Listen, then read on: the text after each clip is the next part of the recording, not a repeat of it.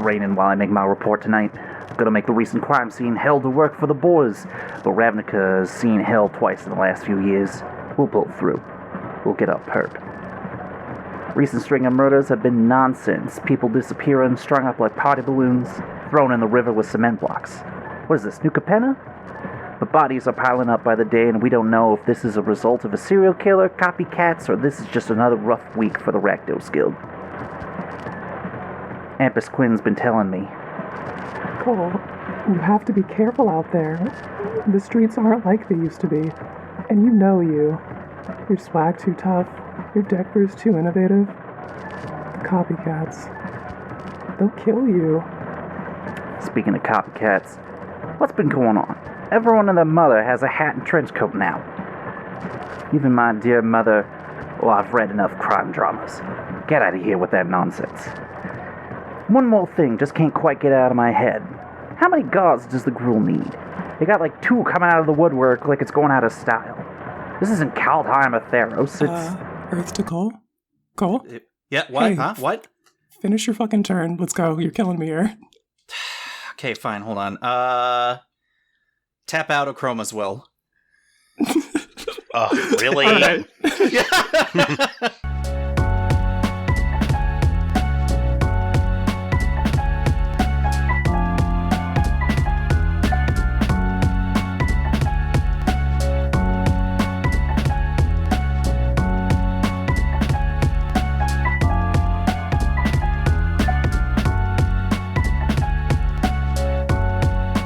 You are listening to the Heroes Blade Vibe Check. My name's Cole. I'm once again joined by my lovely co-host, Empress Quinn. How's it going? What the fuck is up, gamers? Empress Quinn here, and we have a guest in the house for the first time ever. Let's get excited. What the fuck is up, Lenny? Hello. Lenny Wooley.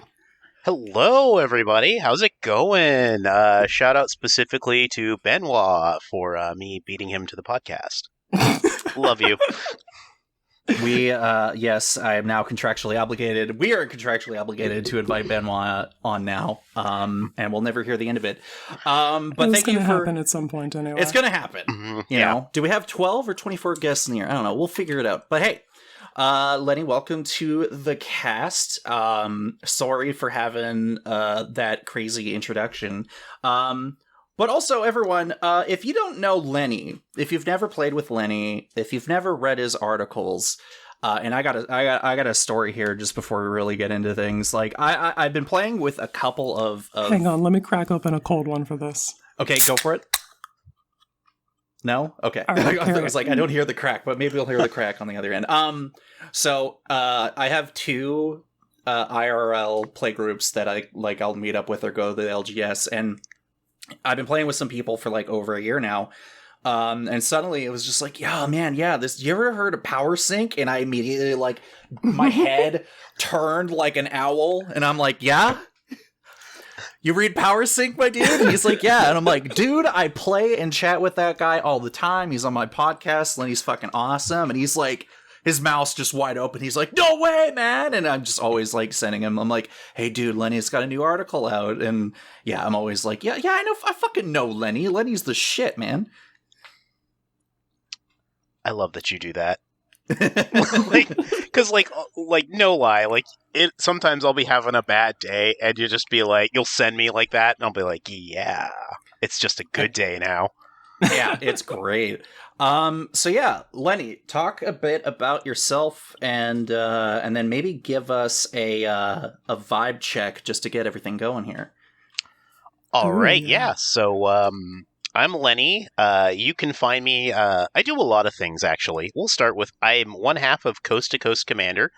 So I am playing games with Bert at the Pod MTG, and we're also brewing. We kind of alternate between that.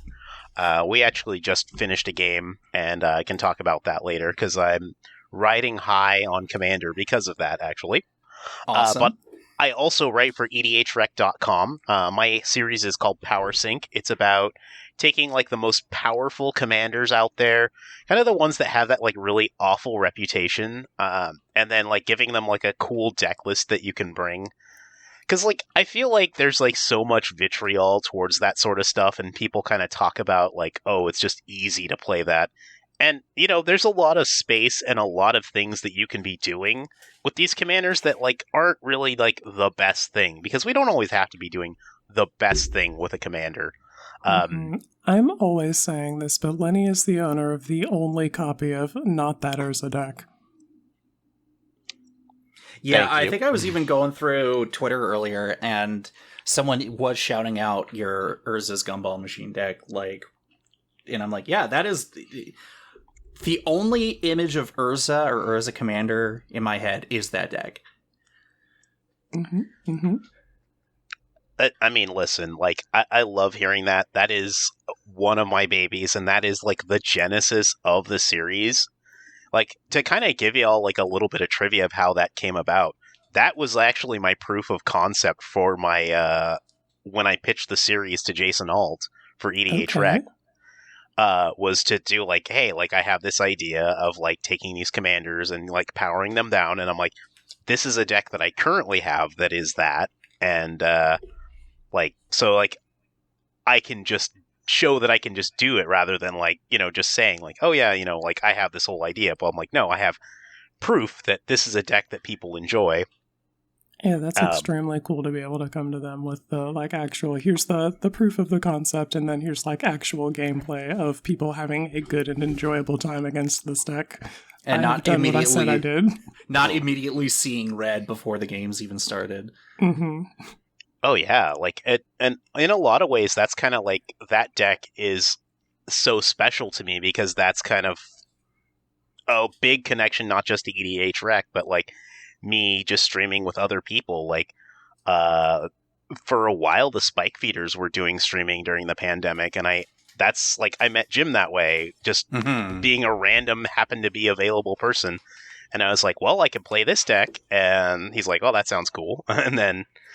He was really into the deck, and so that has helped me kind of get out there, even aside from just writing content and stuff.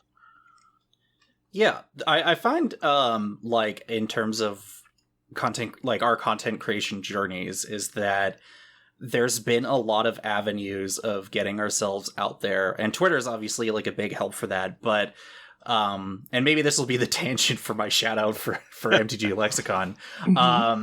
Because at the time of this recording, and I kind of wish maybe we'd mentioned it last time, but here we are. This weekend, I believe you two are going to be over at MTG Lexicon in the last in-studio stream. Yeah, I think we're at, well... Maybe I'm wrong. No, this weekend, I think...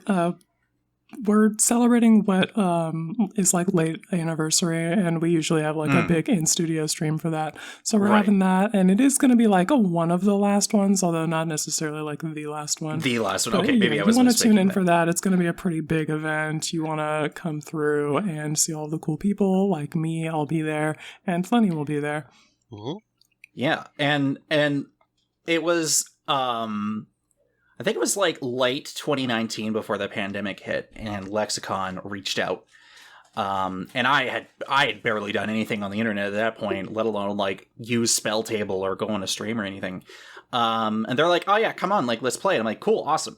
And yet that is a stepping stone. That was the stepping stone for me to kind of really actually sit down and do a podcast. And then you kind of take that, the exploration of deck building or the focuses, the niches, and what we choose to do, and people really appreciate that. I still have Captain Ripley Vance. I got it. Not Lannery Storm. That's a completely different card. That deck I've had on my shelf and in circulation because it was the very first card that I chose to have to be the proof of concept of the podcast of Uncommon Commander. And people are like, oh cool, it's that deck. I'm like, yeah, check this out. I'm gonna 28 commander damage you, sorry Joel, not sorry, and then I'm gonna 28 damage you, other player. And that has just kind of been how awesome being part of content creation and Twitter, and being part of guests on Lexicon and also on Coast to Coast Commander and stuff like that. And I'm happy to also be part of that journey with the both of you. Yeah, that makes me so happy to hear. It's Lexicon brings me so much joy hanging with my boys and streaming that like Die Far EDH. We have such a good time over there. So yeah, definitely help make that special and meaningful for me by showing up and giving me your support. Huge heart emojis, gamers. Yeah, same. Let's get into these fucking vibe checks, yeah? Yeah. All right, Lenny, my dear, why don't you tell me about a commander that passes the vibe check? Ooh, okay. I'm going to do some foreshadowing, actually, for later on with something I didn't mention. I know, right? Hey, listen. I might not have mentioned this on the document, but I have been brewing Marvo Deep Operative as well because he's an octopus rogue and he's absolutely adorable. He sure is an octopus rogue. That, like, creature typing alone has got me, like, huge hand on chin thinking emoji about where can I make this rogue fit.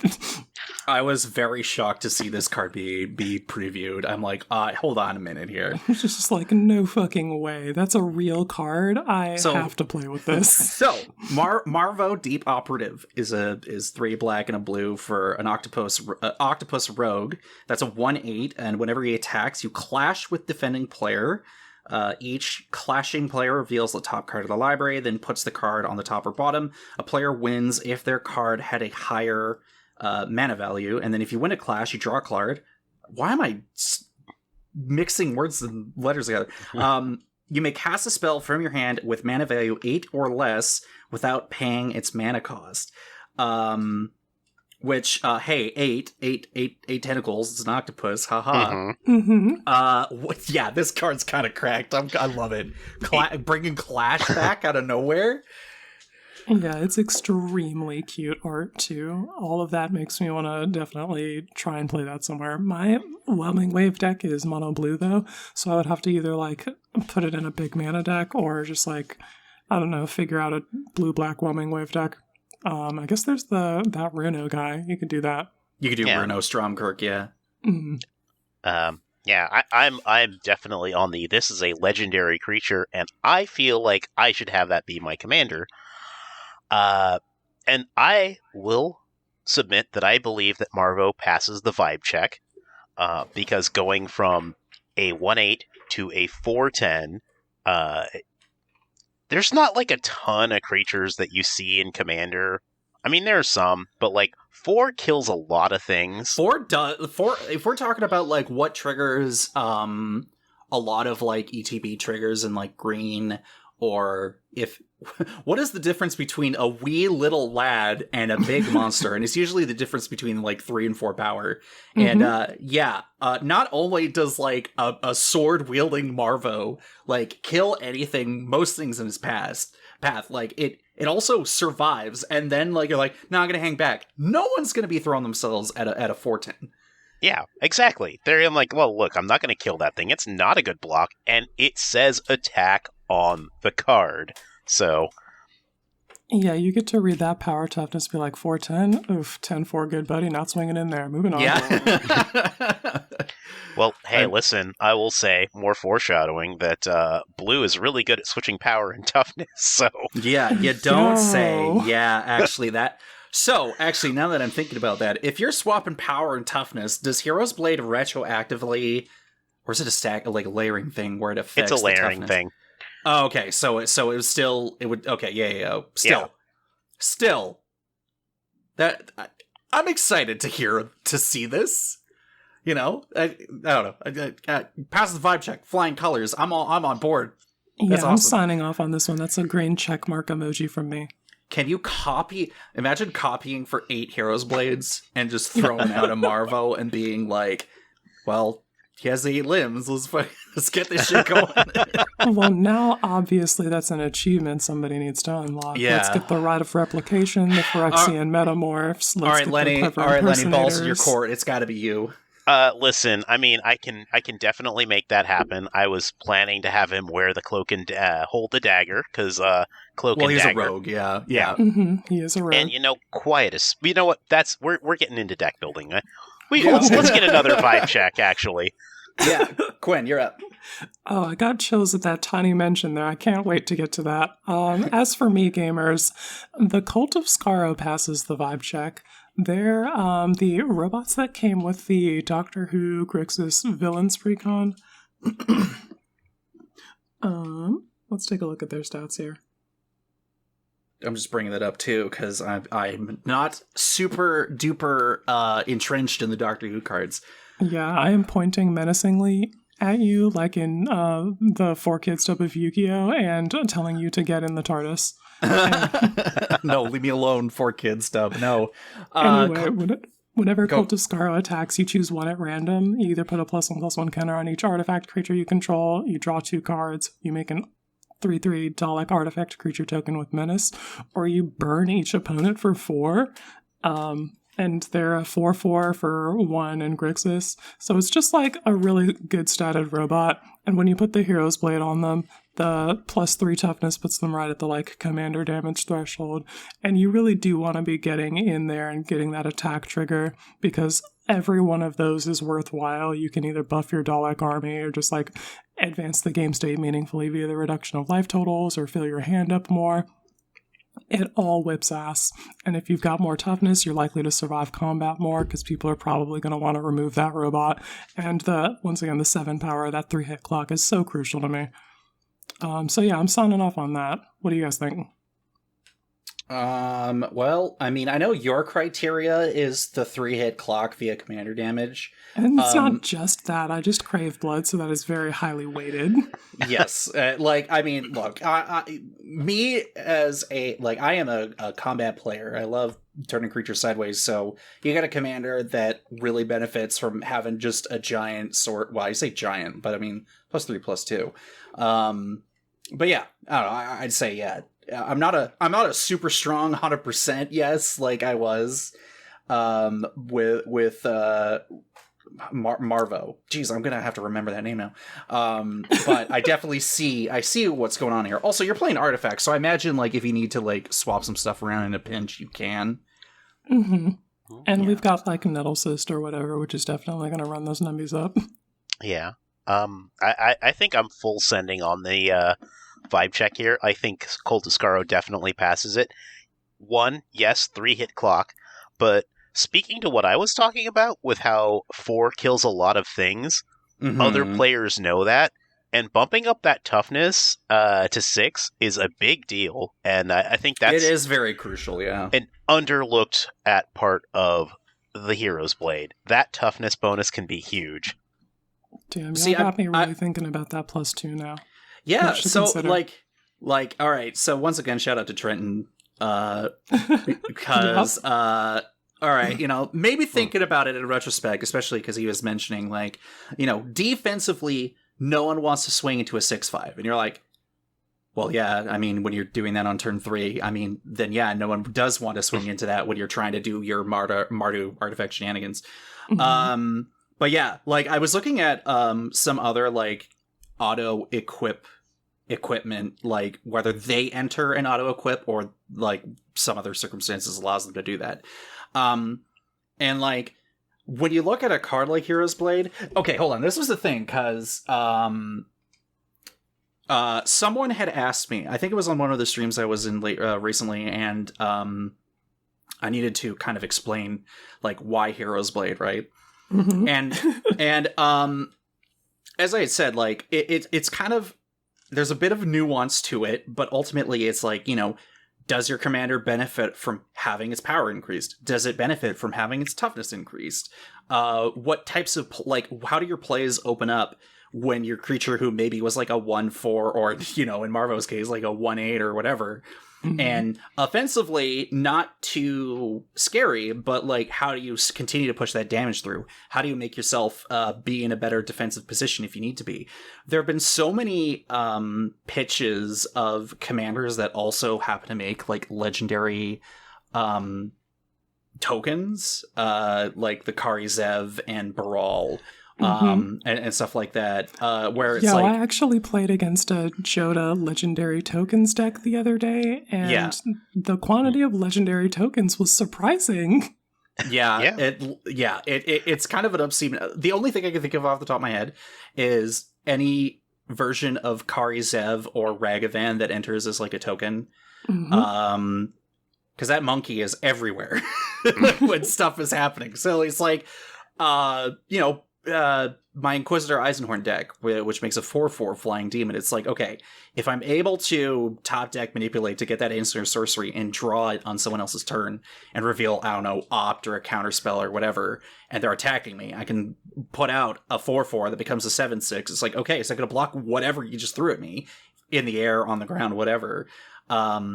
So it's just a card where it's like, the axis of how you deck build and like, does your commander really benefit from it? And does it, are you a control deck? Well, maybe you can have an aggressive way to like push through that maybe your deck doesn't really have.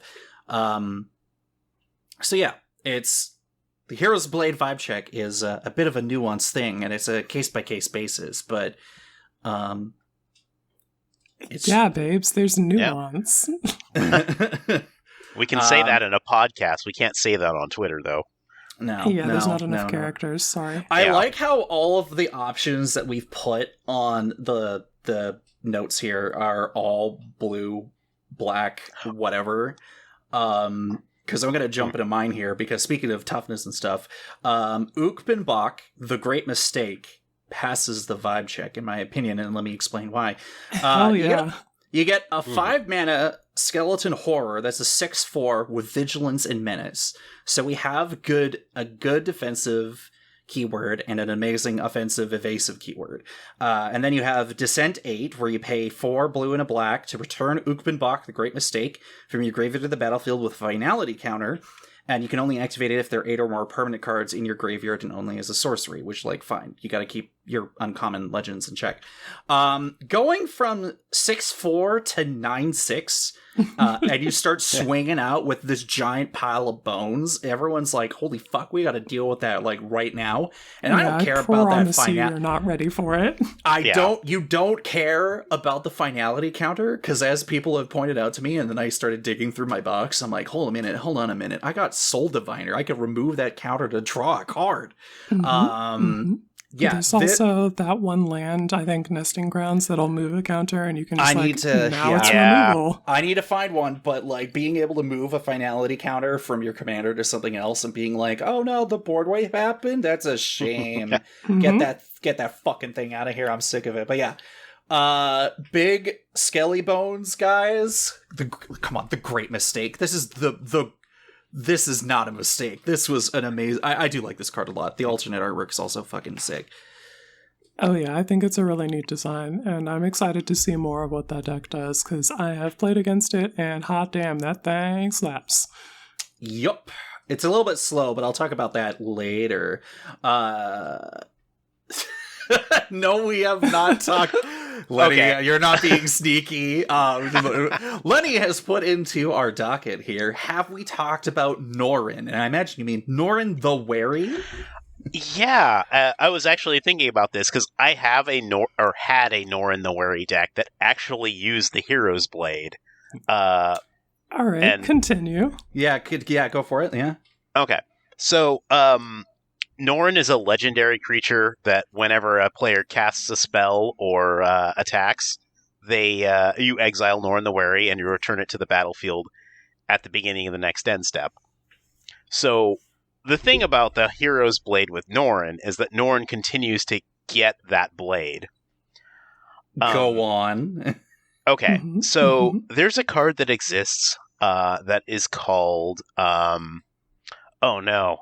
I completely forgot what it was. Warstorm Surge? I don't know. That's the card. It's Warstorm Surge. I was kidding, but all right, yeah, I'm into it. Let's go. Okay. So you can stack the triggers so that you attach the Hero's Blade before Warstorm Surge checks Norin's power. Yeah. So instead of... you just laser people for... 5, is it? I don't actually... Is he a 2/2? Well, it's equal. It's so it'll be, yeah, he's a 2/1, and he enters as a 5/3. Okay, yeah, 6. So you just laser people for 5. That feels really strong. Oh, yeah. Famously, actually, the reason that I don't currently have a Norin deck was because I took it apart after I had set up a situation where I realized I didn't have to keep playing. So I asked the rest of the table to this was at my home, by the way. I asked the rest of the table to go ahead and manage my triggers and let me know how I if I won or not, and I will make them all sandwiches. So you won that game, right? Yeah, I did, yeah. But then all of the losers got sandwiches. I think that's a pretty acceptable trade-off, and also maybe makes it suck just a tiny bit less. Wow. You know, I'm trying to think here, because if you got Warstorm Surge, I'm wondering if Where Ancients Tread also works with that, because Where Ancients Tread, it's a 5-mana variant of Warstorm Surge. It says when a creature with power 5 or greater enters, you may have Where Ancients Tread deal 5 damage to any target. Now, would you be able to... I see what you're doing with that. I don't think it does, because I think I'm just taking a look at the rules now. It says it checks when the power enters, when the creature with the power enters. So unfortunately, there's no time to have the blade technically be already attached. But yeah, still, heck, any reason to gush about Warstorm Surge, because also, if creatures have lifelink, because they're the ones dealing the damage, and also if they have Death Touch, shenanigans happen. I love Warstorm Surge. But then I also feel Quinn proverbially hovering over my shoulder, being like, "You can't gain life. Stop that." I feel like I'm responsible for that. Well, maybe. I mean, felt the burn the other night. We'll talk about that in an hour. All right. Last, final. Unless we want to talk about Camille. I mean, we should probably talk about Camille anyway. Yeah. Well, yeah. Okay. Real quick, we can do Camille. Okay. So Camille's Obscura. It's on the Oculus. docket. Say it. I was gonna delete it because I've had 3 here, but it's a 2/4, and when you attack, you can connive, which is to draw a card and discard, and the creature becomes unblockable. And then a second creature with lesser power gets double strike. And I was recently playing a Camille's Obscura Oculus deck, which is a deck that I built for my husband for Christmas. That is vehicles, and I'm kind of thinking about Hero's Blade in a vehicles deck, because that's like a really good way to get to that crew number, because at 5, you're going to crew just about every vehicle in the game. Oh, wow. Oh, yeah. And the thing that I've been thinking about with this is, the secondary thing about that is that it is a way to, it is effectively turning your pilot of Camille into kind of like, it's a fine pilot power 2 to a great pilot, but then if vehicles aren't happening for you, you have a commander that says that can make it unblockable, or if you have a bigger creature, make it double strike. Yeah, that sounds really sound, actually. The math checks out. I've been playing a bit of Camille because not just, but I got the set of new Capenna Commander Precons and just opened the Esper one the other day, shuffled that up. And the gameplay of that card, where you just this guy's unblockable, he's got a combat damage trigger that I want to make happen. This guy is lesser, but he is deadly in the form of Death Touch or something like that. So you can just set up a situation where it's really shitty for people against you in combat. And you've got these really cool combat damage triggers and tricks that you can do with ninjutsu. And all of that, just Esper combat, feels really cool. So that application of Camille for your build of it with vehicles, I'm excited to see that. Yeah, I mean, I don't have the final say on what goes in and out of the deck, but I'm gonna talk to my husband about this, because I definitely think that that's a really cool angle on it. It's, again, the other. Let's talk about the other, quadrant of the Hero's Blade here, where it's you need criteria to be met due to power or toughness. Well, +3, +2 for just having your commander enter play, suddenly, going from 0 to 100, really matters in that type of deck. And crew 5, Done. Sealed. You already met your goal. You're good to go. It crews the Parhelion by itself, which By, usually yeah, takes okay, two actually, people. yeah. And if you can That's- crew Parhelion by yourself, you're a bad bitch and you are a force to be reckoned with. You don't need Grease Fang. You just need to do that. Yeah. But also maybe put Grease Fang in there. Oh, Grease Fang is in there, girl. Like, Of course. Of course, I would hope so. yeah, We no, love this that deck is... There is a reason why I'm constantly borrowing this from my man. Like, that is... Again, like I was saying, it's both of your deck. Like, it's both your deck. Yeah, like, it is. It is a deck that I'm like, wow, this is like one of the most fun, cool decks that I think I've ever built, because I wanted him to love it so hard. And I have basically been playing it more than he is, because I love it too much. Nice. Yeah. All right, Cole, tell me about this mole. Yeah. Right. All right. So when Mark Rosewater put out his little teaser, as he does, people always get like latched onto particular things, and kind of at the very, very, very, very, very top of that list was the Mole God, which like Ansrag the Quake Mole, because the Gruul doesn't have enough frickin' gods by itself, but we'll talk about that later. So our good old Mole God is a 2 red green 8/4. Okay. Whenever Ansrag the Quake Mole becomes blocked, untap each creature you control. After this combat phase, there's an additional combat phase, and then the other ability is 3 double red, double green. Ansrag must be blocked each combat this turn if able.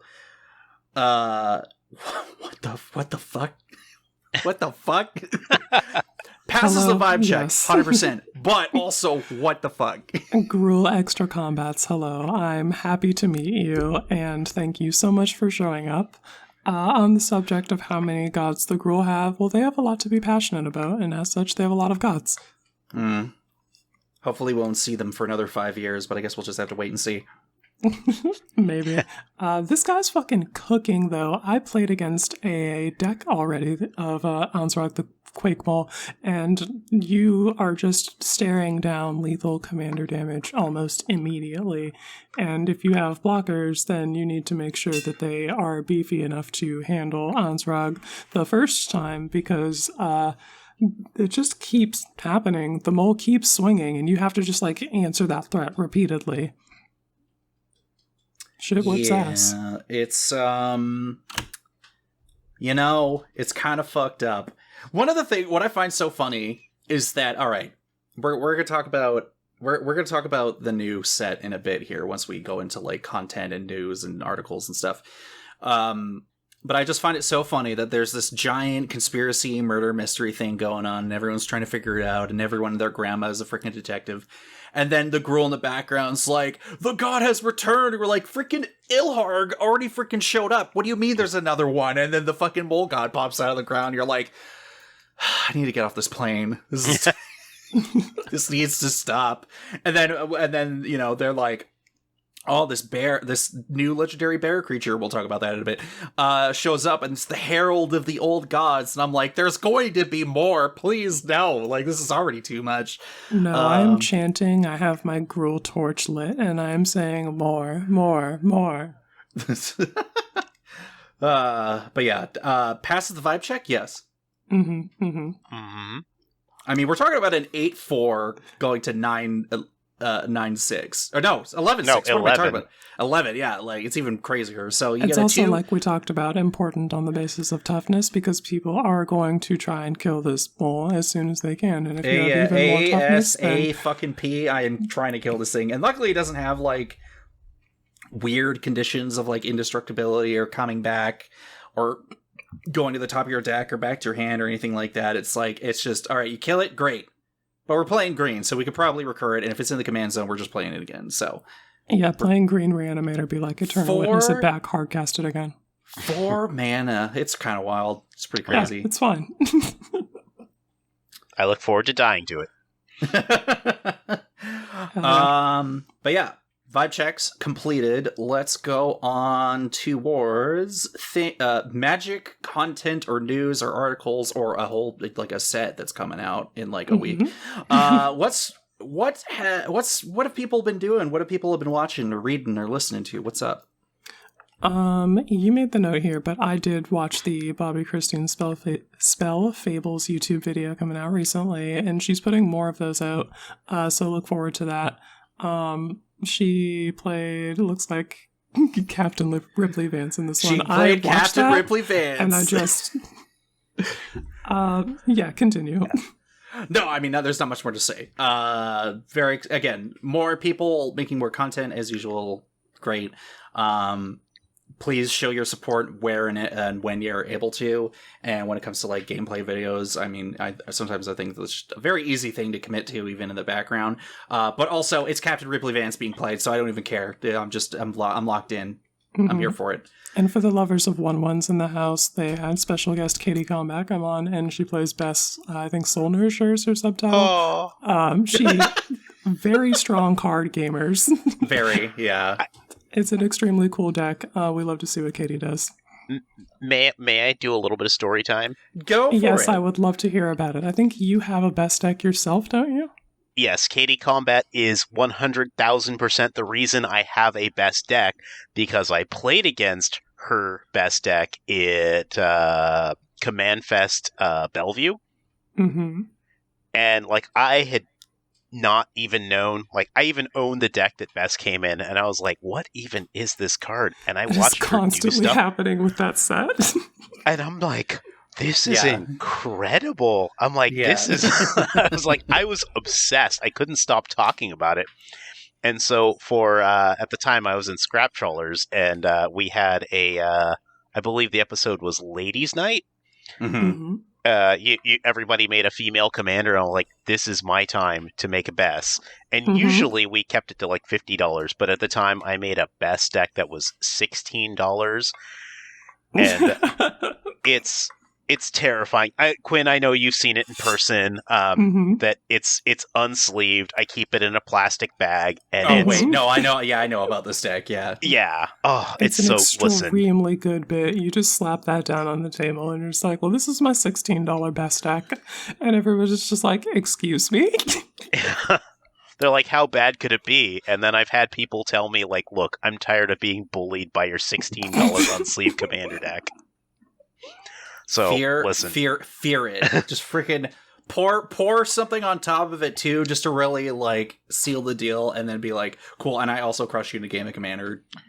Stay mad. So funny. I love how possible and easy it is these days to build something that's like playable and actually like strong and closes games for an extremely cheap amount of money. Love to see it. Definitely, and that is my story time and endorsement for check out that video to see Katie Combat's best deck, because if you don't know Bess, you should. Yeah. You know, I'm constantly finding cards in like new Capenna period, like not just the Commander set, and it kind of reminds me of playing a Bethesda game that's not Starfield, because you're like, I'll play through a game, and you'll play through like Skyrim or like Fallout 3 or whatever, and like you're like, cool, I finished the game, maybe I'll start a new character and try not to be a stealth archer. You're totally going to be a stealth archer, and then you're like, I have never seen this content before. What is this place?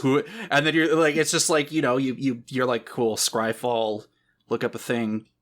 Wait, this was a new Capenna? What the fuck? And then, you know, you're back right in it again. And yeah, like even like I think even recently I grabbed it was like called something Toolkit, and I can't remember what it was. And it's a clue. Let me just bring it up here real quick. Agent's Toolkit. Yeah, that's a cool card. 1 green and a blue for an artifact clue. It enters the battlefield with a +1 counter, a flying death touch, and shield counter on it. And then whenever a creature enters the battlefield under your control, you may move a counter from the toolkit onto it, and then you can pay 2 to sack it to draw a card, because it's a clue. And I'm just like looking at that, and I also find it funny that it's like, I'm pretty sure that's just straight up a gun in there that might also be an instrument, but you know, it's Capenna. Mind your business. Yeah, exactly. But yeah, like again, it'll be years later, and again, we'll be talking kind of about a similar feeling later in the docket here. But yeah, it's always as I've kind of like shifted my gears in terms of how I am absorbing previews. Especially right now, because hey, wait a minute, we're in the middle of murders at Karlov Manor. Where it's just like, yeah, okay, bunch of stuff's coming out today. It's Thursday, the 25th, and Commander, the precons are previewed. A lot of cool stuff. And I'm just like, cool, I will look for Bloodrick stuff and then leave the rest alone until someone goes like, ding, ding, ding, check out this card. And then I'll be like, how many years has it been? And it'll be magic time. It'll be like 3 years. It'll be like, wow, how did I know about this card? Much less stressed about product being released now that I'm able to like enjoy that. All right, tell me about another piece of content. Yeah. Hermit Druid, aka Nathan, another Canadian guy out in Toronto, host of the Druids Repository, where he goes to cons and does recordings of people's deck techs. Some familiar faces are on there, obviously, but there's obviously going to be, from the sound of it, a lot more people who are just strangers, people on the floor that are intelligently staying far, far away from any form of content creation or social media in general, so good for them. So yeah, he's got a few more videos out of people's deck techs and brews and stuff. And thanks to the help of Play EDH and... I'm trying to think of something. Moxfield, I think, also helped out get some episodes out for him. So that'll be on his YouTube, which will be linked in the notes of the episode when it comes out. Yeah, it's kind of nice to go back to like deck tech videos that you really don't see a whole lot or as often anymore. You know, like obviously we can do that. Like we're like, content creation. Here's my deck. Letty, you make entire articles where you're like, hey, here's my budget / like power down version of this commander, right? But you get kind of like that intimate interview moment of a complete random stranger who is not us, you know? And it's pretty nice to see that people talk about their stuff like that. Yeah, it showcases decks from metagames that I'm unfamiliar with, which is a thing that I'm always pretty interested in. I like to see what other people have going on in their little like petri dishes of commander playgroups or whatever. Yeah. It's always like a microcosm of like what they're doing, and you're like, wow, I like the vibe. And sometimes people are like, here's this deck. You're like, oh god. And then kind of just like last article that came up on Commander's Herald that kind of came across my feed. I don't know how it came up. I think it was on Twitter. The writer, C.L. Collins, wrote an article about the history of planeswalkers. Ever since they originally came out in 2007. I'm going to let that sink in for a bit. 2007. No, I'm from Eldraine, so that doesn't mean anything. So. Yeah, I know it doesn't mean anything to you. Sorry, Lenny. But we get to kind of really see like how Planeswalker like design has changed, and now that we're entering the era of Magic storytelling and like who gets involved. Like we got Kaya this set, we had Quintorius last set in Lost Caverns, and then like, you know, that's kind of it. And it's kind of a crazy change of pace after the like after dealing with like War of the Spark and stuff like that. So go check that out. It's a neat little history lesson. It kind of puts a lot of stuff into context. Hell yeah. Yeah. Looking into that. Let's talk about a few... Oh, well, unless there was something else that came up, sorry. No, I was just going to say, yeah, let's get into these previews for Murders at Karlov Manor, because new card season gamers, they've got that new cardboard smell, and I want to talk about them. Can't talk about everything, won't talk about everything. There's obviously too many to go over. Of course, but just a couple of tasty little, like, your favorites. Yeah, that's what I want to know about. So, Lenny, why don't you start off here? Okay, listen, there's too many. So let me... Yes. Yeah, let me talk about the one that has me going that I think I posted in Fitz's Discord. which leave it to me to not like consolidate everything. Like I started to consolidate everything and I was like, and I didn't. This checks out. Yeah, but I want to talk about... We are professionals. We totally know what we're doing here. Right. I mean, honestly, I should probably talk a little bit about... I'm sure everyone who listens knows all about Bloodrick posting. Of course. Yes. Yeah. And so I have certain things that are kind of on the same sort of thought process of an obsessing over a deck as Bloodrick. Is this the Cult of Athreos? This is... We're going to do Linvala. I was just saying, it's Linvala, obviously. Well, okay, here's the thing. Real talk. I don't obsess over the cards in Linvala like you obsess over Bloodrick. Because, honestly, blue-white flyers, like, there's definitely a set of the best thing to run, so I don't have to make as many decisions. I'm just like, oh, this is more horrifying.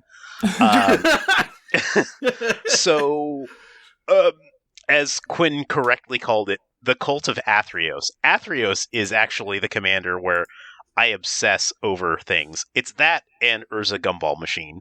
That's fair. A good trifecta. Yeah, but that said, listen, they gave Linvala Shield of Seagate a new flyer that has me feeling feelings.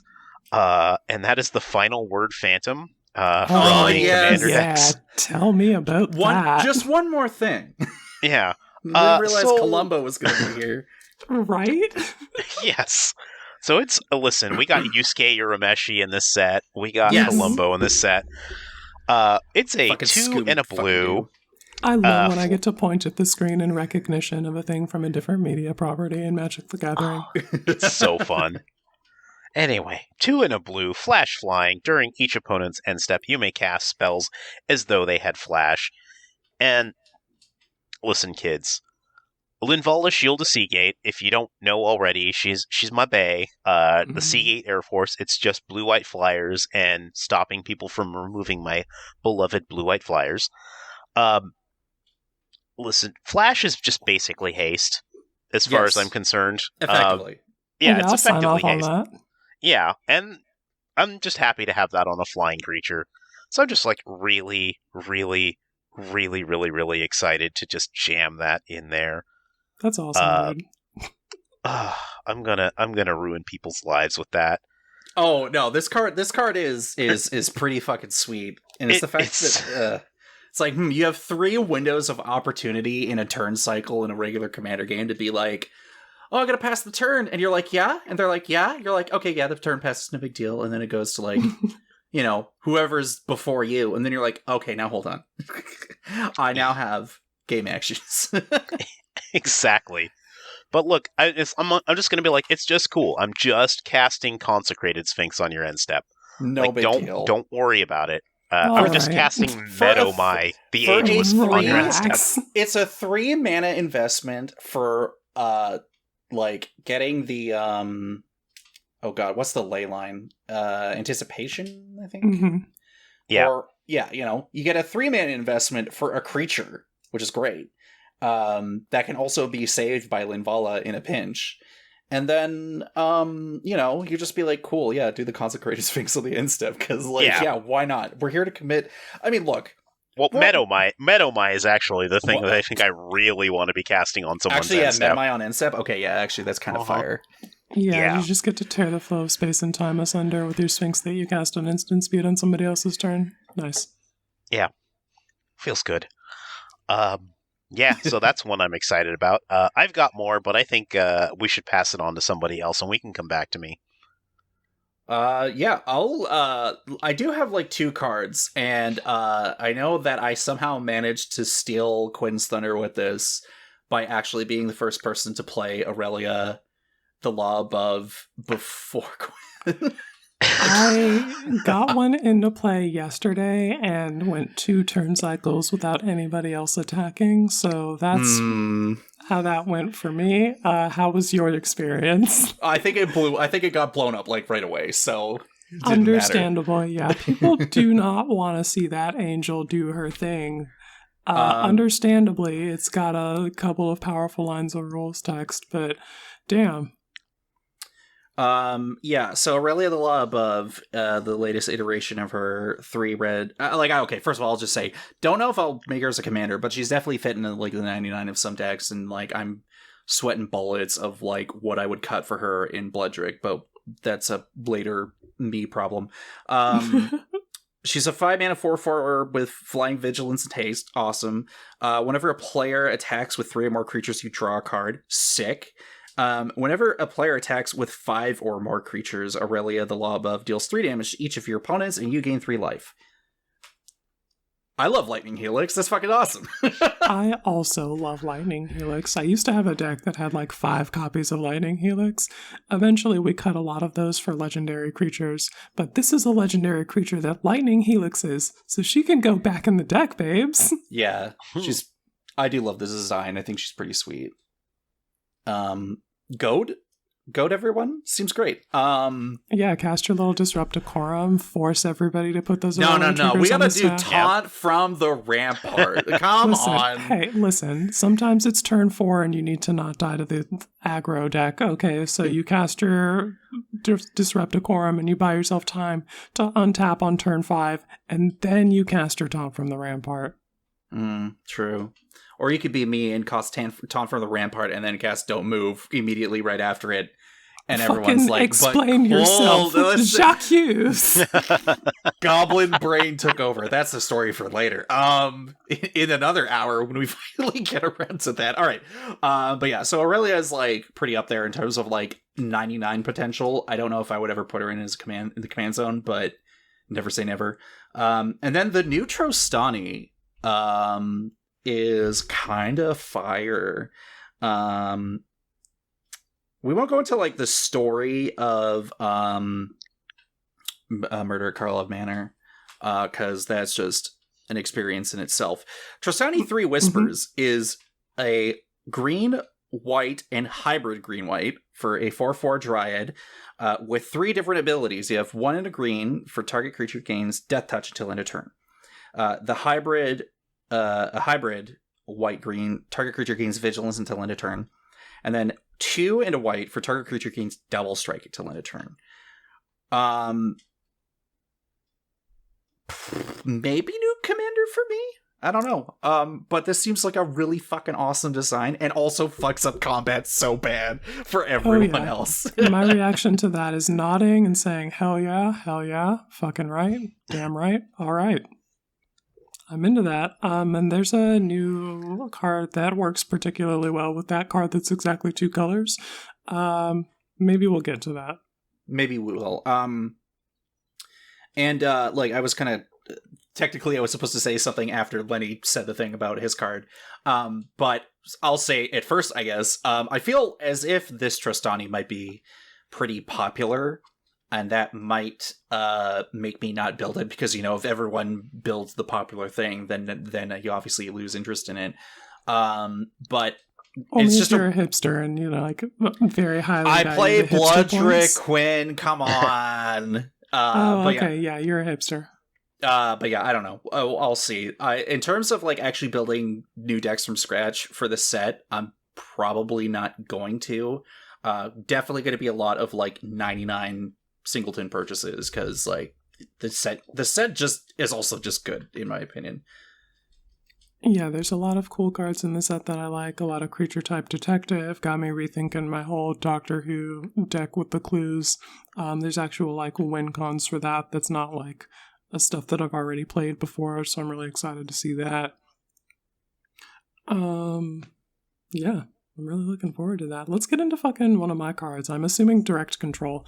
Go for it. We got a new Phoenix, and as the, I guess, one of 5 people who care about that creature type, I am always looking for more playable Phoenixes and posting my little summoning circles of candle emoji, praying for Phoenix with set mechanic on it, and gamers, they fucking delivered. I have Lamplight Phoenix, a 3/3 flyer for 1 red, and when it dies, you can exile it and collect evidence 4, and if you do, return Lamplight Phoenix to the battlefield tapped. To collect evidence for it, you gotta exile cards with total mana value 4 or greater from your graveyard. And that is a easy ask for me in that deck because I am also trying to answer the ask of Arclight Phoenix, who wants to be casting a bunch of instants and sorceries, and also trying to answer the ask of the Escape Phoenix from Theros Beyond Death. It's a fucked up Phoenix of Ash, I think that one is. Yes, exactly, Phoenix of Ash. It's a fucked up tour of Phoenix with set mechanics, so you get to see a bunch of set mechanics over the history of Magic the Gathering. And this is a little bit different from that one, but they're all along the same lines that we're already trying to do. So it should fit in well. I was going to say that in terms of like, we are now reaching a point where there are Phoenixes that actually do just return to play instead of like returning to your hand or some shit. So I'm like, yeah, I've got this a bunch of... There's like 4 or 5 Phoenixes left in the deck that I'm just like, your days are numbered, babes. The second I get somebody that's more playable. Watsy, please, I'm begging. I'm on my hands and knees. Make more Phoenixes, please. Yeah, we're getting there. We've got a real deck now. We've got 2 Phoenix Legends to choose from, and we've got a bunch of cool ways to make them hold hands if you're like me. So that's where we are with that. Big fan of where Phoenixes are at now. The other card that I wanted to talk about was New Judith, who... Holy shit. Hot damn. They're like, cool, do you want your instants and sorceries to have Death Touch and Lifelink? And I've been sitting here on the Mardu train, like, banging my paws and pans, being like, listen, you guys made the Death Touch Spirit, and then you gave me freaking, I don't know, Sun Speaker or whatever the fuck their name is. Yeah.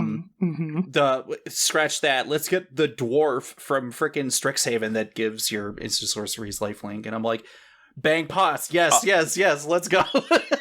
Listen, how have we not talked about the original of this, which is the Soulfire Grandmaster?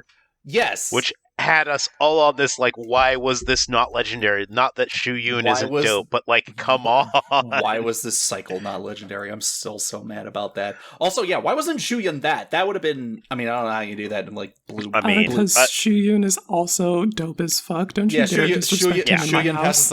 Shu Yun passes the Heroes Way 5 check. Moving on. Yeah. Also, like, to be honest, like, that text about the cast a spell and return it to your hand, I think by now, if that was legendary, we would have been over it. Oh, yeah. Yeah, that's true. But yeah, so let me read out Judith for the people. Judith Carnage Connoisseur is a legendary creature, human shaman, 3/4 for 3 black red, and whenever you cast an instant or sorcery spell, choose one. That spell gains Death Touch and Lifelink, or create a 2/2 red imp creature token with when this creature dies, it deals 2 damage to each opponent. Gamers, they made Footlight Fiends better and then gave me a way to turn dragon approaches into gain 9 life. So that's a thing that you can do. You can also be a naughty mage and play your and the festivities and your rending volleys or whatever the fuck those cards all are, the 1 damage to each creature your opponents control, and play the like Death Touch Sweeper deck. But that I'm putting my hand on your shoulder, gamer, and I'm looking you in your eyes, and I'm telling you that deck will not make you any friends. So you gotta think really hard about whether or not you want to introduce that to your metagame. And if you don't, then consider Dragon's Approach. It's a pretty good neutral way to like do that. Yeah. I will pass priority to somebody else to talk about cards. I've got other ones, but we can come back to that. Lenny, go. Listen, are we ready for me to start on the Cult of Athreos? I am pulling up my chair. I've already cracked open my cold one. I am well prepared. Regale me of the tales of the Cult of Athreos. All right, folks.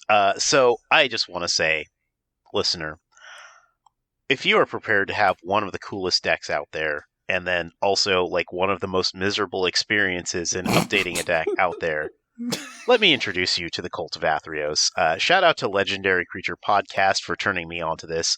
Athreos, God of Passage, indestructible enchantment creature that when your devotion to black and white is at 7, it's not a creature, but that's not the important part. Less than 7. At 7, it is a creature. At 7. Yeah, sorry, I don't have the card in front of me, and Fair enough. it's been a long day. Too many The important victories. part is that when a creature you own dies, you can ask an opponent, target opponent, only one of them, if they would like to pay 3 life, and if they don't, you return that creature to your hand. And famously, it is a Shadowborn Apostles deck, but there's another Athreos deck where it's just a bunch of terrible creatures that you'd be like, well, do I really want that? Are you really going to pay 3 life for this thing? For the Golden Glow Moth that blocks and gains you 4 life? And so that is something that I'm part of, and it becomes a cult, and it kind of takes over your Magic life, and then every single set you're scouring it for terrible commons and uncommons, and just Lenny, cards. let's be real. I do know this feeling. Mhm. You do, yeah. And once you eat good every set, but like, I think back to a Simpsons episode where Homer goes to hell, and they have the ironic punishment division, and they just like force feeding him donuts. That is what your life becomes. No, wait, too much of a bad thing. No. Yeah. Oh no! All of these and- gas commons. What do I Oh do? no! Right. What am I? How am I gonna live? Oh no! Yeah. Make another so, deck, Lenny. Never. Okay. So, like, the simple one, I'm looking at this Snarling Gorehound, which is a 1/1 menace, and whenever another Yo. creature with power 2 or less enters the battlefield under your control, surveil 1. I have been thinking about that dog a lot. I have this Mardu dogs deck that I'm working on. Oh It's not wait, and just there was dogs, it's another dog that Pawblade. just came out. Yeah, they gave me 2 new dogs this set, so I'm just like, Mardu Pawblade, we're eating so good. Mm.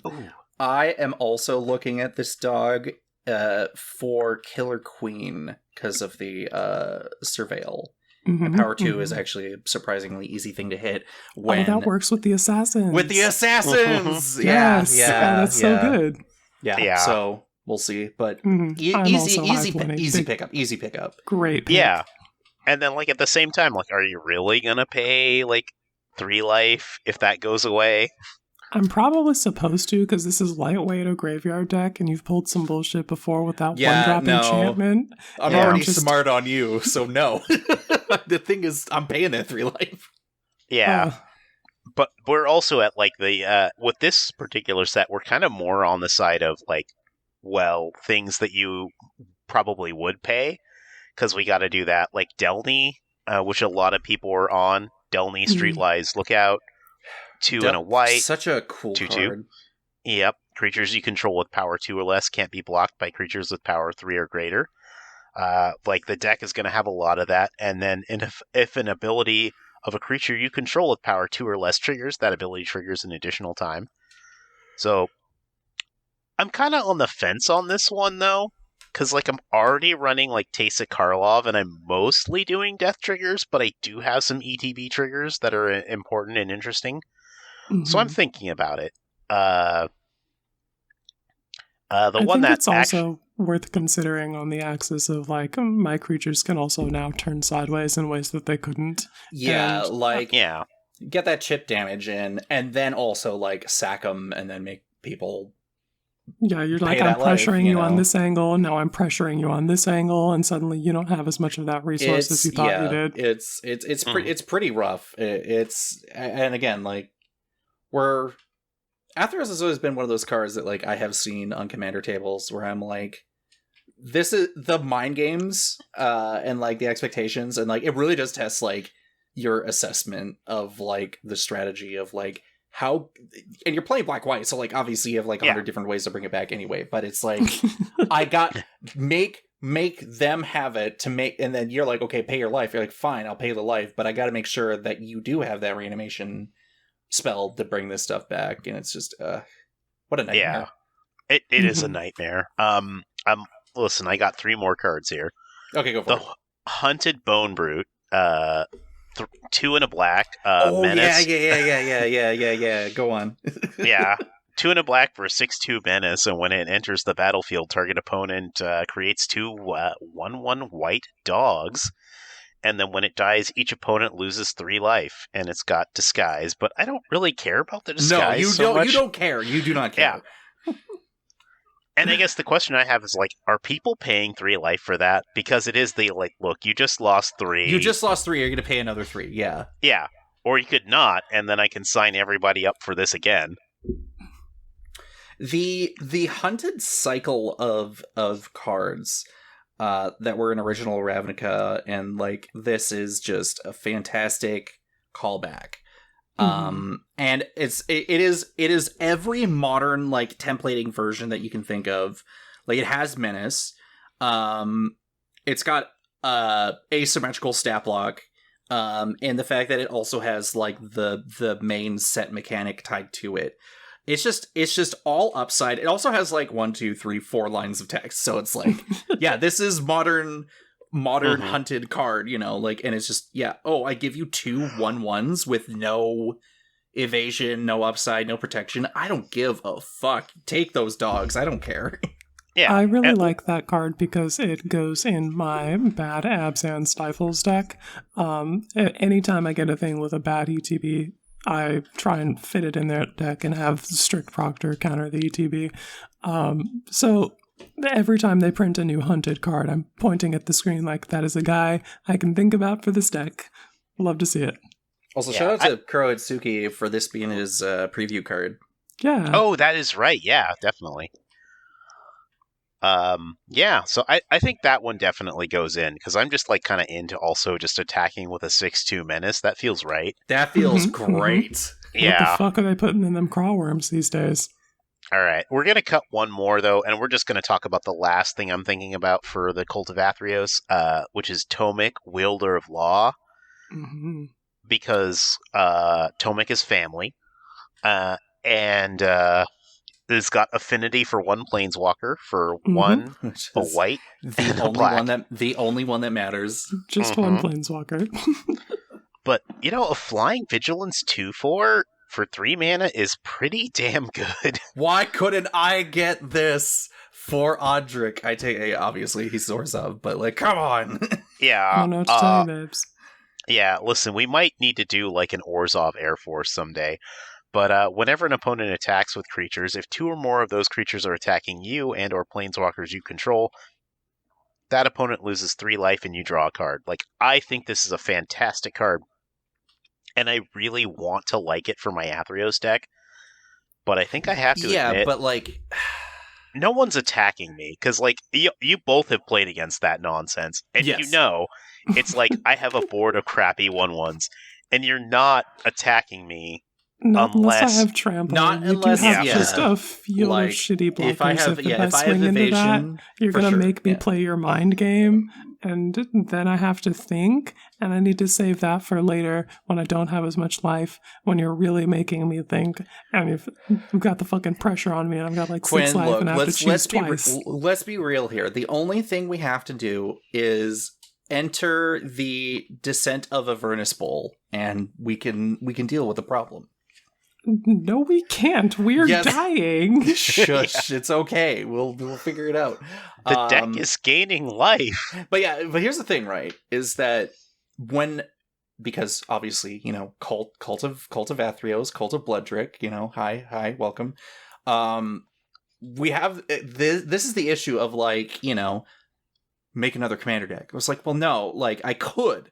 The amount of cards that I've cut from my deck and that you have cut from your deck, like over the years, have been numerous. No doubt you could you could make a whole other deck. It's that easy. Yeah. But it's like, but do you want to though? And most of the time it's like, no, that's a little bit effort, too much investment, and like already been there, done that for a lot of these things. And it's like when you look at a card like Tomik, and like Tomik fits in a lot of different decks for sure. But you're like, I'm already like doing win more on like 90% of the deck. Like Tomik's not really pushing it over the edge of what you haven't already been trying to do. What I would also say, specifically speaking to you could just make another deck, I would ask that person, I'm like, dear question asker, have you ever tried to figure out a deck to play in a game of Commander? Fuck. Why would you make me choose between two of versions of the same deck? Why would I do that? Yes. Yeah. Yeah. Answers the And question right there, I'm honestly. gonna leave it at that, because it's hard enough, yo. Damn, all right. That's a consideration that I hadn't made before. That really puts a new perspective on that. Yeah, maybe that second Bloodrick deck might not actually happen now. It probably All right. still might. I don't know. I'm not. Somebody tell me about Voya, Jaws of the Conclave. Okay, yeah. Hey, so spoiler alert: Voya is angry for a reason. What the? Oh, okay. So it's the fact that Ravnica has been. Okay, let's take a step back and let's take a look at murders as kind of like a whole, counting like the commander decks. They are starting to get really comfortable with doing 3-color stuff, and we have that in two of the commander decks. And then we have Voya here just showing up, and everyone's like, "Why is Voya red?" There's a reason for it. Voya Jaws of the Conclave, 2 red, green, white for a wolf. That's a 5/5. Vigilance, Trample, Ward 3. It's not Ward 2, so I'm not going to complain. Whenever Voya attacks, put X +1 counters on each creature you control, where X is the number of elves you control. Draw a card for each wolf you control. Maskwood Nexus, go. I have opinions. I'm cringing internally at your mention of Maskwood Nexus. I think if you're going to build the deck, you should remain true and play things that say that on the creature type. Remain pure, or just be a fucking filthy degenerate and run Maskwood Nexus. Or, I mean, honestly, do Maskwood Nexus at home with Mirror Entity? Yeah, honestly, there's 100 different ways that you could just start cracking this card over your knee and being like, all right, cool. Windmill Slam, draw 20 cards, make 20 power across the board. It's what the fuck? It's so good, and it's so cool. And I immediately was like, I want to build that. And then I immediately realized everybody else does too. And it's very tough. I practically have to go to therapy to be able to build a powerful popular commander. Yeah. Outside of my power sync articles where I'm down to do that, but I'm like, oh, it's gonna be different. But with Voja, I just kind of want to do the thing on the card, and it's cool, and I will not begrudge anybody else. I just don't feel like I can do it, and it makes me really sad because it's so freaking cool. It is very cool. I don't know how many times that over the last few years, I think, complain all you want if WotC's design team is catering to commander players, because it's true. Let's be real here, but sometimes they just nail a card so perfectly. You're like, yes, this is very strong. It's very powerful. It does a cool thing. I don't have it in my heart to play it. And if this is the thing where I'm like, this is my comparison with Tristani to Voya. If a lot of people do want to play it, and inevitably they do, it will just keep me away from it forever, and I'm okay with that. But also, you could lean on either end of the elf or wolf. What kind of spectrum is that? The wolf to elf spectrum? Of do you want to draw a bunch of cards, or let's just leave that there? Let's not go into that. All right. Turn Timber Ranger. If anyone wants to build it, turn Timber Ranger. Master of the Wool. Master of the what? The Wild Master Hunt? of the Wild Hunt. Yeah. Yeah. Also, every single version of Tulsamere. Yep. Shout out to Basically, Fitz. there's plenty of cool ways to build that. And the good news about popular commanders if you're still looking to have that experience at some point, someone will have built that deck, so you can just borrow theirs.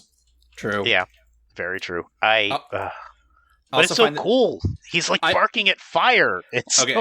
So this is what I find really funny, because in my head, I'm immediately comparing this card to Marisi.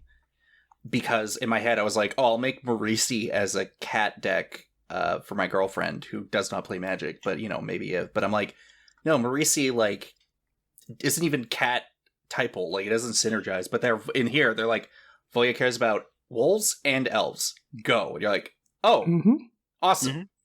Mm-hmm. That's great. And they probably do have a lot of cards that really do synergize together. So, yeah, amazing design. Love it. Yeah.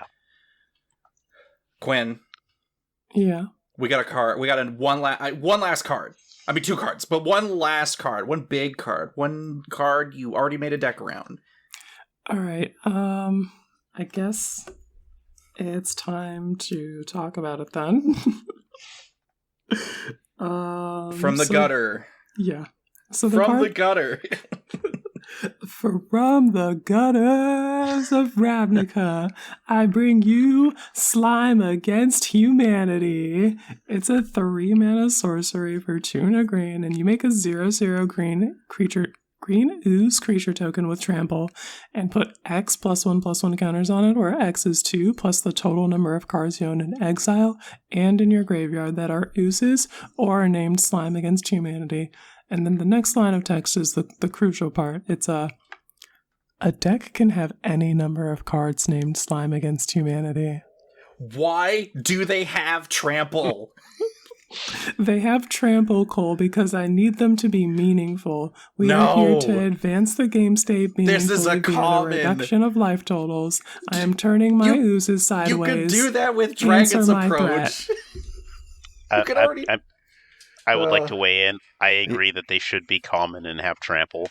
What the fuck? I am so tired of these things being like, they're uncommon. I'm like, do you not know that Commander players are going to want to build this? Look, this card's pre-sale. It's already $3 a pop in pre-sale. It's pre-sale $3. Like, yeah, it's going to go down. Obviously, it's going to go down. But I'm just saying, like, you are not going to be getting freaking 20, 30 versions of this card right off the bat. But anyway. Yeah. I will simply print 30 awesome. of it. This card whips ass. You play your Danny Pinks, you play your Song of Creations, you play your Illuna Apex of Wishes, and mutate on top of your slime and turn its base 0/0 into a base 6/6 with flying and trample with all of those counters on it. And you can Thrumming Stone, of course, if you want to. Gamers, the Slime Against Humanity deck is wild strong, so much so that it still kicks ass even if you don't put a single spell copy effect in there. No, you could literally just play Slime Against Humanity every turn and you would still, like, slap. I literally did. I took a W like that. I cast a 3-mana sorcery repeatedly every turn for the rest of the game. We're bleeding into the games part of this, but here we are. We're talking about it. Yeah, we're bleeding into the games because it's time to fucking hip-hop slam directly into that section. And I'm talking about fucking Slime Against Humanity .deck gamers. We got Ludovic Necro Alchemist. We got Slurk All Ingesting. We got a Mad Wizard and his army of oozes. And I got 29 fucking copies of Slime Against Humanity for 30 total oozes in that bitch. I guess I have some more oozes, so it's more than 30. But still, we're out here. We're making larges with trample. We're casting Kindred Discovery, making the ooze enter. We draw a card. We're giving them haste with Teamer Ascendancy. Teamer fucking Ascendancy. Let's go. All of my guys are fucking massive, so we're gonna draw a card for them being ferocious, and they have haste, and we are going to combat right now. Beep beep.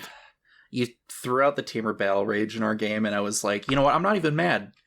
I love Teamer Battle Rage. I love that this is the color combination you've chosen to do this. Oh god, what a Teamer Ascendancy, but yeah. Well, yeah, sorry, Teamer Ascendancy. But I mean, you made a Teamer deck. You made a 3-color deck. What are the other 3-color combinations that I adore just under Mardu? And you were like, cool, it's time to turn these creatures sideways. I'm like, fuck.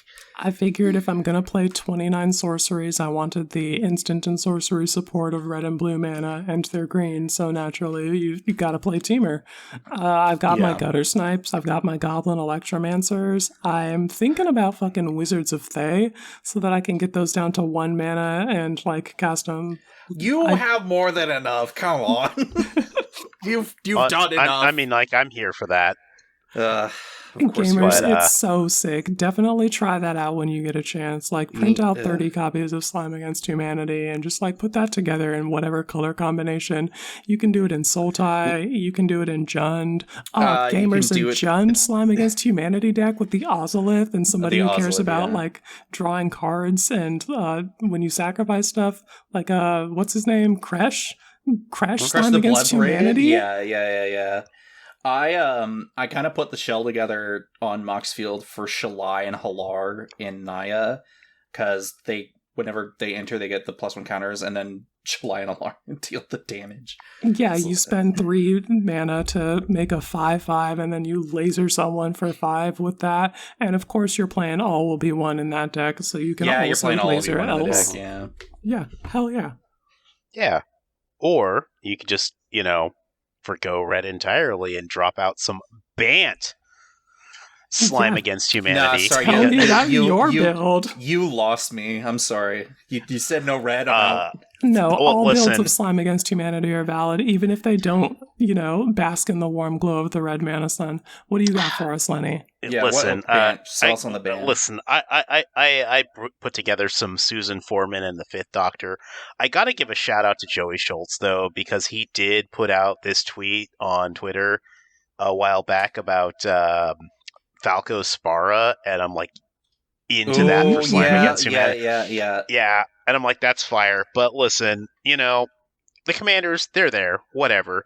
But, if you're choosing to use white mana and tap those planes, you got Sigarda summons. So those trample slimes that are 0/0s naturally and just have the counters become 4/4 angel slimes with flying. Hey, yo. We got the Abzan Falconer for more flying slimes. And you can put the Battle Priest. First Strike and Lifelink with the other variants, yep. Yeah, I love that, We got Tanazir Quandrix and Sovereign Okinek Ahau. So Tanazir, making them 0/0s. Yep. And they're gonna get real big. Osier Tack to triple your output from your single cast of your slime spell. I hadn't thought about that. I was thinking like token multipliers, and does that work with the +1/+1 counters? But yeah, it says make that token and put the +1/+1 counters on the tokens that you make. And if you replace that with make 2, then it does. Puts the counters on both of them. Sick as fuck. Listen, we've also got some stuff that fits really nicely into the Simic package. So I'm sure, Quinn, Cole, you know my love for Archaeomancer and Archaeomancer's big sister, Scholar of Ages. Mm-hmm. Oh, yes. And it's really cool to just get back a thing. But, if you're going to throw in, 24 to 29 of a non-creature spell, why not put in the Displacer Kitten with your Archmage, or with your Archaeomancer? Oh, no.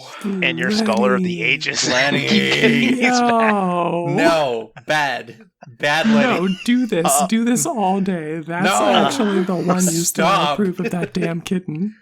Yeah, and I might have pulled the trigger a little too quick, because we need to talk about Belt of Giant Strength, which equipped creature has base power and toughness 10/10, and the equip is 10 minus the power of the creature that you're targeting with the equip ability. So you can just slap free, and you make that like a 20/20 if you've got a 10/10 line. Yeah. Sick. Yeah, and I got, you know what, I'll give you 2 more. 2 more is all we're going to get here. And then I have to stop. Just 2 more. Okay. First off, we're going to talk about Nantuko Shrine, which is 1 green.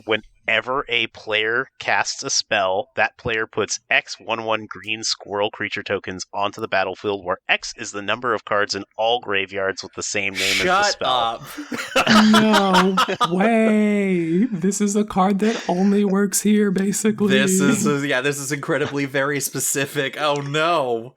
Yeah, this is the knowledge that comes from having to build, from having built 2 Sultai Persistent Petitioners decks.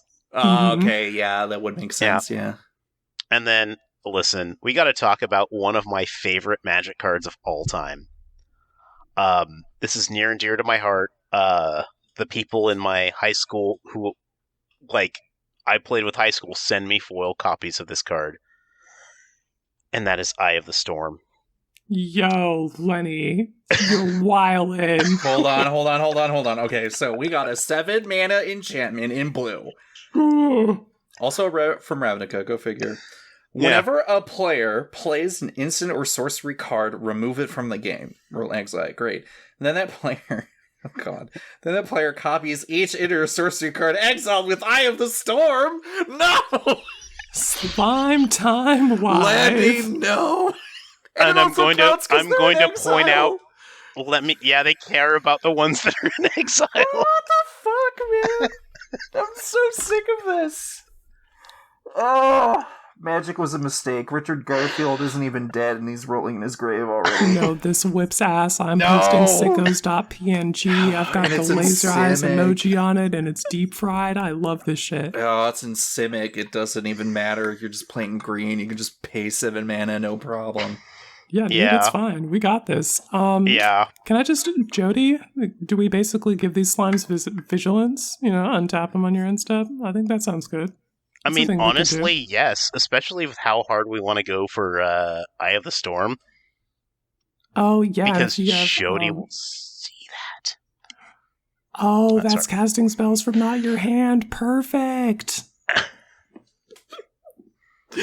Okay, I'm so far removed from this. I hate this. All right, you got any other cards to mention? You know what? I do, but who gives a shit about doubling season? Yeah, we don't care about that. Okay, We're here to talk about the anyway. Dragon Throne of Tarkir. That's your finisher. You put a big slime on the Dragon Throne, you tap that, you make everybody fuck huge, you turn sideways and end the game. GG's. There we go. Okay. All Anyway, right, cool. Tell me about a game. Slime Against Humanity. Go figure. What a fucking card. So hey, games. What's been going on with everyone? It's time for you to tell me about a game, Cole. Right? Yeah. Sure. All right. We'll save the blood drink shit for later. Let's just start off with the general good vibes, because I've gotten to sit down in Mr. Fitzy Fitz's room of Arena of the Ancients. Mm-hmm. And good old Sam, shout out Sam, Pass the Jam, Sam, who was the host of, was the host of Commander Crunch, all the way from Australia, was like, hey mates, you want to play Magic? We're like, oh fuck yeah. Holy shit, that was a fucking blast, just catching up with people we haven't chatted with in a while. There's a lot of people who have expressed, and very fairly expressed, that they're not really engaging with Magic, or they're just not engaging in it in the right way, or the way they want, they want to enjoy it. And then sometimes all you do need is to sit down and just play some games with people that you haven't chatted with in a while, or haven't played with in a while. I've got to get a couple games with him in the last couple weeks, and it's just a blast catching up. Because then most of the time you're just chatting for as long as you're playing. You're like, damn, this really is just the Commander Crunch podcast all over again. But yeah, I have, so kind of contributing to that, I think I'm at 25 or 26 games so far this year. So basically one game per day, the equivalent so far. Nice. Still a bunch of losses. That one particular row is near red. I've got 3 wins this year, 2 draws so far, and many losses. However, the Did You Cook line is been filling up with absolutely or what the fuck, or just bold yes. Just a lot of fun games this year. Went down to my LGS, had probably the most smoothest gameplay I've ever had with Bloodrick. I think I won with 4 lands and 2 or 3 mana rocks and just gas. Oh damn. We played over on Fredo's stream this week. Mm-hmm, we were playing with the Bedwa, your sworn new blood enemy there, Lenny. GIF of me shaking a fist. Mm-hmm. And yeah, we had a blast. I love Fredo was like, I'm gonna play 5-color Omnad just to feel something, and oh fucking boy did he fucking feel something. We're like, oh god, okay, what was the enchantment that got Chaos Warped? I just can't remember. Oh, it was Whirlwind of Thought. Whirlwind of Thought. Yeah, the Chess guy, basically that thesis enchantment from Ikoria. Whenever you cast a non-creature spell, draw a card. Obviously we couldn't let him keep using that really good card, but all the removal that we had at the time was a Chaos Warp. And guess what? He flipped out. And sometimes you land the Kami War, which is a saga. It's got 3 rude chapters, and chapter 1 just enters the battlefield and leaves a fucking smoldering crater wherever target non-land permanent was. So you just exile that shit. It's just gone. Yeah, it was, and then the realization that he had when he went to the chapter 2, return up to one other target non-land permanent to its owner's hand, then each opponent discards a card. He's like, oh yeah, target. We're like, no, dude, reread your card. He's like, what the fuck? We're like, yeah. Turn over to Benoit. What the fuck, man? You're killing me here. Turns out when you spend 5 mana in 5 different colors, you get pretty strong effects associated with that because it's a pretty reasonably difficult task. Yeah. But yeah, like, I don't know. I'm just gonna breeze through some details here, but like, had the game with you and Benoit on Tuesday, and then had a couple games at my LGS, and then had games over on Queen of Cardboard with Beth, and it's the first time in a long time since I've had a game with Jen and Donnie of the Filthy MTG Casuals, excuse me. That game was so fucked up. My god, we were slinging spells. Beth the entire time was like, Cole, it's PG-13, you can say shit, and then the next minute I was like, fuck! And then the entire time Jen's just sitting back like, I'm just playing Geralt zombie walls, what's going on? And then yeah, she won that game. Fair enough. But yeah, games have been absolutely nuts. Bloodrick continues to perform, just perform. It's been fun tuning that guy. I've recently included both the Jorkadines. So gonna be fiddling with that, and as usual, some other cards from Murders at Carlot Manor will be making its way in, but my god, cuts are fucking getting difficult to do. And again, alright, let's talk about Taunt from the Rampart. Yeah, here's where you fucking explain yourself, gamers. And this is the game where I was playing Slime Against Humanity and had quite the fucking board state. It was basically lethal on a player, and we go to Cole's. Literally all I need to do is untap and go to combat, and somebody fucking leaves this game. I said to myself, knowing exactly the turn, we go to Cole. I said, let me cook, and I said, cast the Rampart, and then paint another 5. I said, cast Don't Move. And you're like, what the fuck, dude? And I'm like, no, let me cook. And you're like, no, you're not cooking. You're fucking batshit. But I'll tell you what, it was literally, there was these obviously, I could have just cast Taunt, and then just, probably won, right?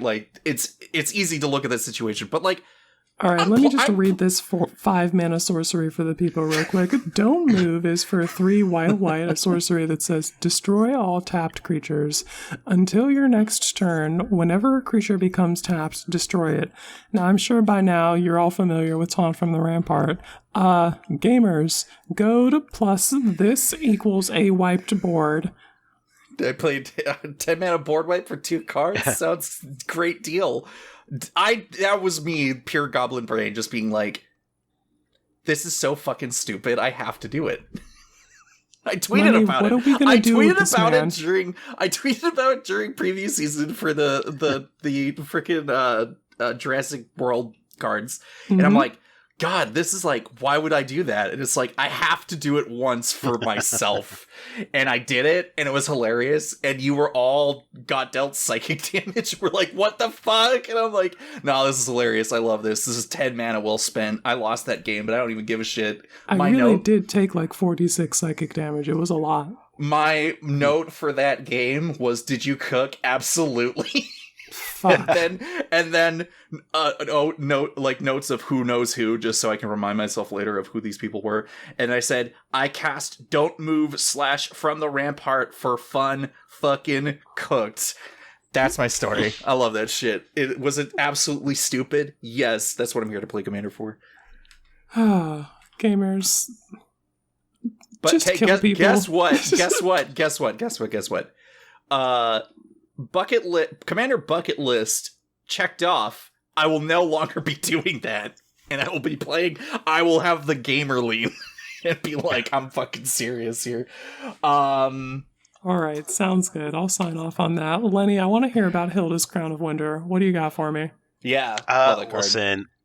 Okay, so for those of you who follow Coast to Coast Commander or just like play Commander with me, y'all know that I've been sipping on the poison chalice of the Cult of Mono Red. Just a little bit. Mm-hmm. See what's up. So one of the cards that I have been putting in, which is Hilda's Crown of Winter, which is like a 3-mana card, and you can pay 1 and tap it to tap a creature, or you can just get that for free because it costs 1 less if it's on your turn. But then you also have sacrifice it and draw a card for each tapped creature an opponent controls.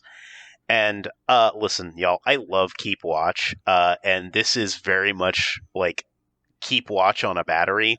And when you're running a mono red deck that's way into like Scrap Trawler, Mirror Retriever loops, and recurring all your artifacts, I have been drawing so many goddamn cards with Hilda's Crown of Winter.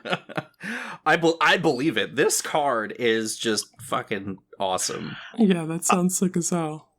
And specifically, an instance where it did not draw me cards, but it won me a game. I was on Mr. Bever's Chat Chaos. And I think, this is the note that I have that my husband's probably going to be mad when he hears this. Steven, so block your ears if you listen.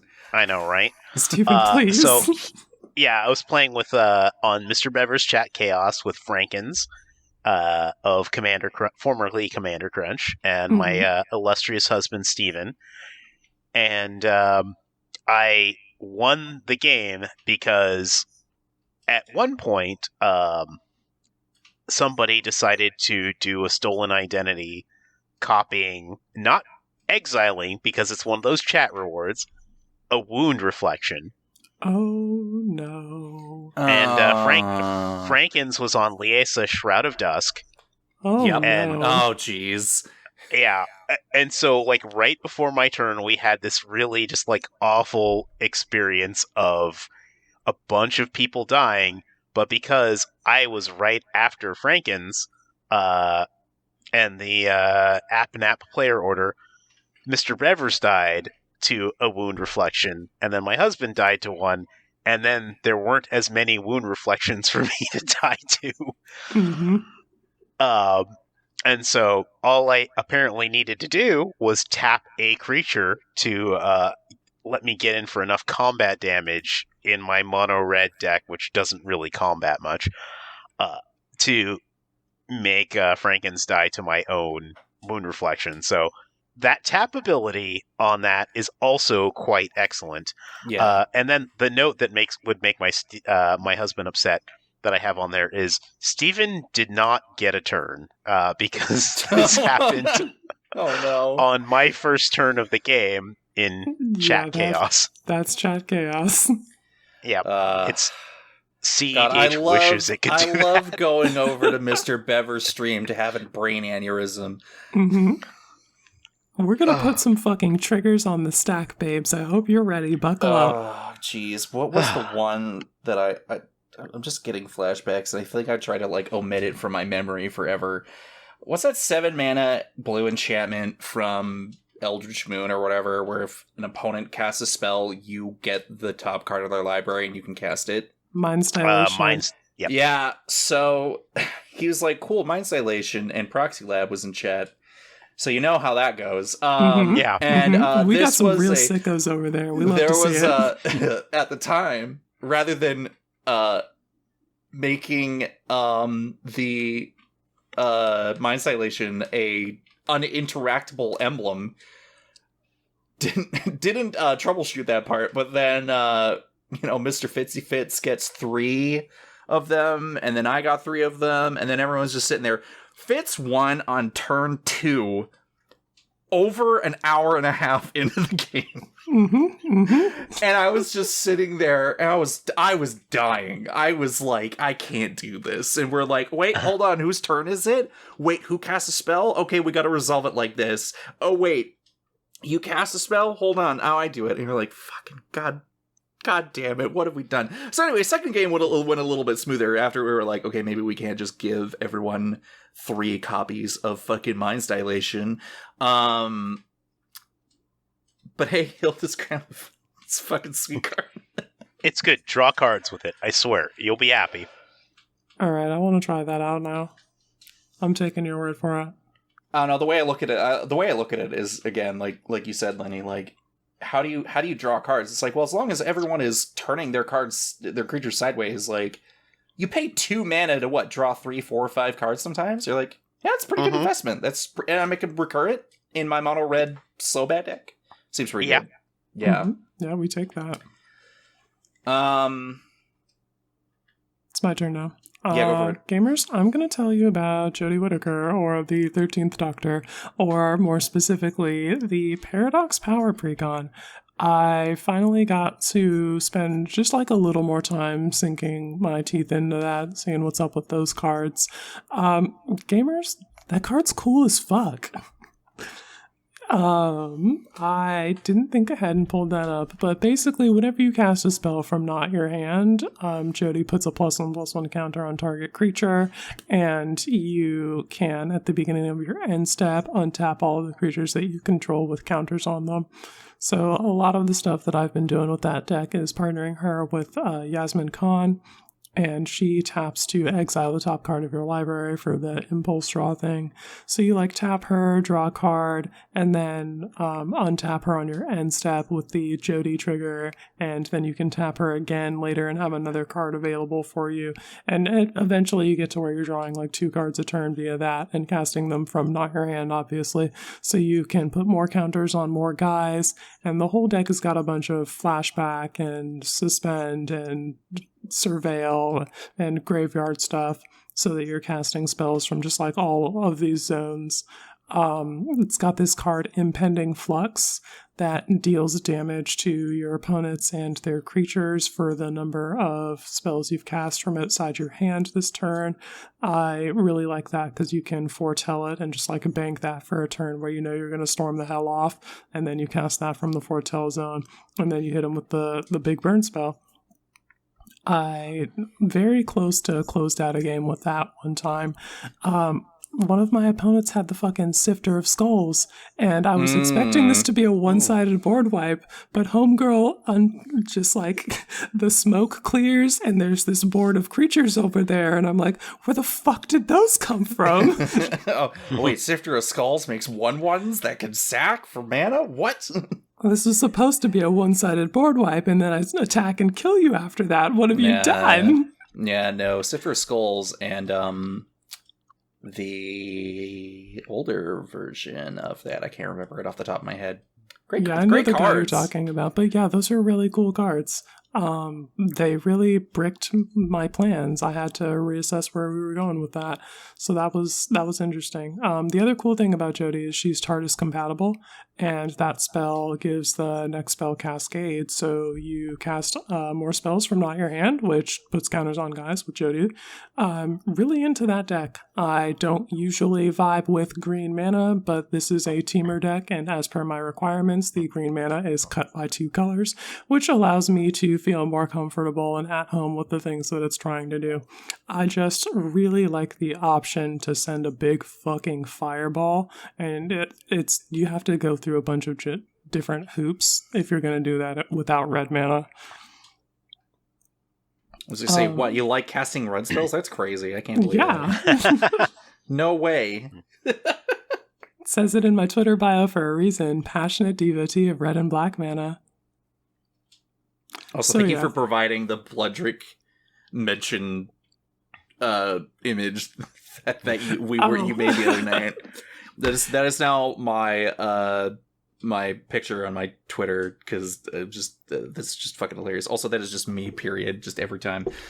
Yeah, it was very funny. You were Bloodrick posting in the group chat before our game on Fredo's stream, and then I posted that meme of the art for Bloodrick, or just Podrick bump the saturation to 100%. Give him red laser eyes. It says Bloodrick mentions. With the Dark Souls font, obviously. Yeah, the Dark Souls. Yeah, it's got to be the Dark Souls font. So it was really fun to make, and now that's kind of like a bit. We've got a descent into Avernus done with that, and it's got like lasers on everywhere that smoke is coming out. Avernus descended. Listen, people might have given me... I got a look when I was cracking up about that, looking through Twitter today. Because you're like, wait, is that spelled? No, that is spelled exactly as it needs to be spelled. Avernus descended. That was so fucking funny. I just love that shit. Oh man, Magic the fucking Gathering, eh? Go figure. That part. Lenny, it looks here on the sheet that you also have some 13th Doctor fangirling to do. I didn't realize this was the Doctor Who Magic the Gathering podcast. Hey, Cole, I told you I'm pointing aggressively at you, and I'm telling you, get in the fucking TARDIS. No, you are the hand. You are the really high quality JPEG of the hand reaching through the screen. Get in the TARDIS. Like, leave me alone. I was on Tumblr. I was there. All right. Get in the TARDIS. I might have just deleted a Gendo Ikari meme from my my phone today. Yeah, hit us. What was it? Well, listen. Okay, I was gonna say, get in the fucking TARDIS. Shinji. Get in the TARDIS. Get in the Ava Shinji. Yeah. Yeah, but listen. Quinn. I know you of all people know that I have been on the 13th Doctor for a minute now. With the Bant 13th Doctor Clara Oswald +1/+1 counters deck, and I have been loving this deck. Honestly, I can't really speak to a ton of... Yeah, well, listen, Clara Oswald, she's just there. She might double the counters. I don't know, but she's pretty game-winning if you resolve her, frankly. She's kind of nuts. Every time I've seen her be played, I'm like, this is kind of actually fucking obscene. And just I spent 6 mana on my other commander, and the game is over. Yeah, I kind of like that a lot, actually, how it is, okay, this is, kind of the sort of engine of the deck, and then this is going to be what just ramps it into the stratosphere. But I have been playing this deck a lot because I've just been really feeling it, and it's been getting a lot of love from people out there, who have just been I've been yeah, I feel like playing this. It's kind of not really crazy, but it's Bant 1/1 counters, and they see it and they're like, wow, it's super cool. And yeah, it's really fun to play all these weird cards that just without red mana, you have to figure out how you cast stuff from exile. Yeah, casting spells from not your hand is not as easy to do in banned colors, and you managed to make that happen, so I gotta commend you for that. In the words of Todd Howard, it just works. Yeah, but TARDIS definitely helps, because we love the TARDIS, but it's been a fun deck. Blow that shit up every time. You're probably supposed to. Yes. You blow up Yidris, you blow up the First Sliver, you blow up Abaddon the Despoiler. It shouldn't be any different with the TARDIS. That said, as a player of Time Lords, if you touch my fucking TARDIS, I will end you. And this is why I have 20 blood feuds. Right? Hey, Quinn, what if I blow up your TARDIS? Okay, don't do that. What if I blow it up again? Cola! Stop! Gets it back, blows it up again. That is what I sound like. Okay, you have skull clamps, I have the TARDIS. There we go. Yeah. But yeah, I just wanted to second how cool the 13th Doctor is, specifically because my journey with her was... I didn't even actually want to build her as the commander of the deck. I was supposed to do the 5th Doctor, and I don't know, something in green, but I didn't open a 5th Doctor in the collector boosters, but I opened 3 of Jodie Whittaker, and I'm like, you know what? This is a sign. That's a fucking sign, alright? Yeah, we actually got a 5th Doctor and put it in the deck, but he ain't in the command zone. For God's sakes, I felt so dumb. Now I realize why you're calling her Jodie Whittaker. Continue. Yeah, because that's the actress who plays the 13th Doctor. I don't know why that didn't click until way later, because I actually know her name off the top of my head. But anyway. It's just very funny to be like, so I'm going to cast Jodie Whittaker. Yeah, I'm going to cast David Tennant. I'm going to spend 5 minutes and cast John Hurt. I'm going to cast David Tennant 2.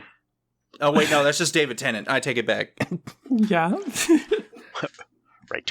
Can I talk about like what my husband is brewing? Yeah. I would love to know what your husband is brewing. What's hubby up to? What is he brewing? Oh, okay. So he has the most insane deck idea that I've been really into. So if you don't know, David Tennant is in this other show called Broadchurch. Mm-hmm. And Jodie Whittaker is also in Broadchurch. Okay, well, they work in the UK, so, I mean, that kind of makes just sense. I believe Matt Smith is also in an episode of Broadchurch. I would believe that. All right. Yeah. And so the whole Doctor deck Who idea, reunion. the whole deck idea is, like, I think it's like 6 degrees from David Tennant and Broadchurch.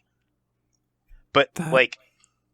Sounds fucking bananas, and as we get more and more universes beyond cards, you'll be able to include more of the cast of Broadchurch until you can build that deck. Well, here's the thing. Let blow everyone's mind here. All right, continue. I might be spilling his tea. So, regarding who commands the deck, it turns out there's like a few degrees of separation from David Tennant to the actress who played Princess Buttercup in The Princess Bride. Are you fucking kidding me? No way. This truly was the universes beyond. What the fuck?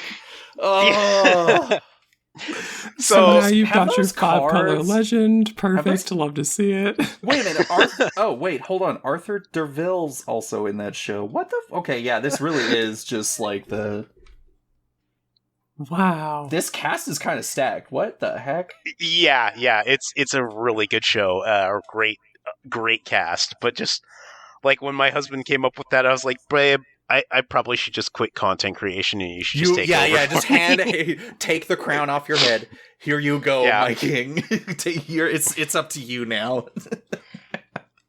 Oh, God. That's so wild. British TV, go figure. Yeah. All right, Cole, you got another game to tell me about? Okay, this one was really funny. So... I mentioned Ukvenbach, The Great Mistake. I made that. I made the decision after I took apart 6 decks after... Wait, was it 5 or was it 6? I thought it was 6. I think I took apart another one and I didn't add it to the notes. I don't know. It was a large number and we're all very proud of you. I was, applause, thank you. And I was like, okay, so do I want to sit down and make Gorogoro and Satoru? And then I'm like, nope, that's Quinn's territory. Time to move on. I now have the mana base to make Ukvenbach The Great Mistake because, what the heck, they're in Heroes Blade. Everything else was like, I don't know, control magic, blah, blah, blah. Put in that new 3-mana enchantment that makes a pirate skeleton token that also gives skeletons haste. Because I'm like, we're playing black-blue, gotta give my skeleton boy haste. The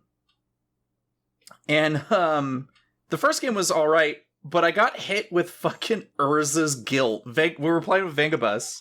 Mm-hmm. And Vengabus is like, alright, I'm playing Niv Mizzet Supreme. Neither of you have commented on the image I made, no big deal. I absolutely adore this image, actually. I was waiting until now to bring that up. Holy shit, Niv Mizzet shopped onto a dude wearing a Supreme jacket. It's actually Goku with a Supreme jacket. I love one of the... Incredible. One of the videos... Well, I watched this guy Lythero on YouTube, and he and his buddies play Dragon Ball Fighters, but they mod the ever-loving shit out of it. And one of their fake, I can't remember what it's called. They have like an event that goes up, and it's modded, and they're like, wait, who's the final boss? And it's 3 Ultra Instinct Gokus at like the maximum level AI in the game. And they're all in that outfit. Oh no. With the by any means necessary. And they're like, we're dripped out of our fucking minds. They just kick the shit out of them. But yeah, we got fucking shellacked around by Vengabus's Niv Mizzet Supreme deck. Cause he hit us with the fucking Urza's Guilt. That card is a fucking beating. I was like, all right, so what do you mean I'm getting freaking, was it Bizarre Trader? Bizarre Trader. So it's 2 blue and a black for a sorcery. Each player draws 2 cards, then discards 3 cards from their hand, then loses 4 life. And they just flashed it back and did it again. And I'm like, fuck, I gotta get rid of my Hero's Blade. This fucking sucks, but whatever. But yeah, that was it. It was a fucking wild, fun game. And I'm like, Urza's Guilt looks it up. What the fuck? It's just, I love it when people bust out old cards where I'm like, I've never seen this in my life, but in this really unique Cornerstone situation, this is the most hilarious shit I've ever seen in my life. But yeah, that was a fucking blast. That was awesome. I love this fucking format. That's where the shit happens. Yeah. I guess one last thing, because like I could probably maybe get into some specifics of other games, but the main thing that I've noticed recently, and people have been reaching out more and more, is that they're also like, hey Cole, I will also make my own Odric Blood Curse deck, or you know, again, shout out to Trenton. He sent me a photo of like, hey, this was the joke. I always thought it was funny, because Trenton and Laura, oh shoot, no, someone else asked about Ancient Gold, Adult Gold Dragon. No, that was Laura, right? At Technicolor Mime? Yeah, it was Laura, yeah. And they were both like, did you put this card in this deck? And I jokingly with Trenton was like, no, fail, try again. But like, I do consider it a passage, like a right that you play Adult Gold Dragon with Odric Blood Curse, because you get 3 keywords. It's got 3 haze. Keywords. It's that got card life. Whips ass. It's a dragon. Like, it's cheap. I don't know. Again, I've been fiddling with a $50 budget brew. Just, you know, changing it up. New cards come out. I try to like fiddle with it, and it's just like, yeah. You could slap with the deck. I'm glad to see what people are coming up with, and hope to see like what different routes or things that maybe I didn't even consider. But yeah, Adult Gold Dragon, what a card. Love the alternate art. Mm-hmm. On this Boros train, Lenny, my dear, you have some things in the notes sheet that you have written that I'm just going to go ahead and let you explain yourself on. That's totally fair, because I honestly, like, I'm realizing I'm putting notes on this like a serial killer. It's because still this is actually very funny. Have you not seen the cover artwork that I'm going to be making for this episode? Continue. I was just looking at it, okay? Okay. Listen, so I was working on a Boros deck because, listen, I gotta have my Daddy Bear Commander, and it was going to be Osgear, but then everyone was on Osgear, and I haven't heard too much buzz about Commander Mustard. And Clue's an alright game, but I'm definitely all about the recent Bisexual Panic edition that they made, where they redesigned all of the characters. Mm-hmm. Everyone is so hot. It's crazy. And like in all of the different ways, it's like we just like somebody showed up to make the spectrum of what you would expect for like all of the spectrum of hot humanity, and they're like, well, put it in Clue, they can all murder you. And I'm like, that makes them more hot though. It's truly a whole ass smorgasbord of hot people who could and would kill you. Yeah. So I was kind of thinking that I've been wanting to go back to Off-Color Reanimator. Oh, let's fucking go. Yeah.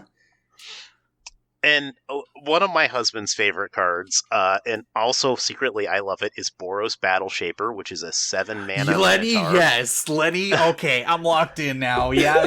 Hit me with it. All right. And so it's like,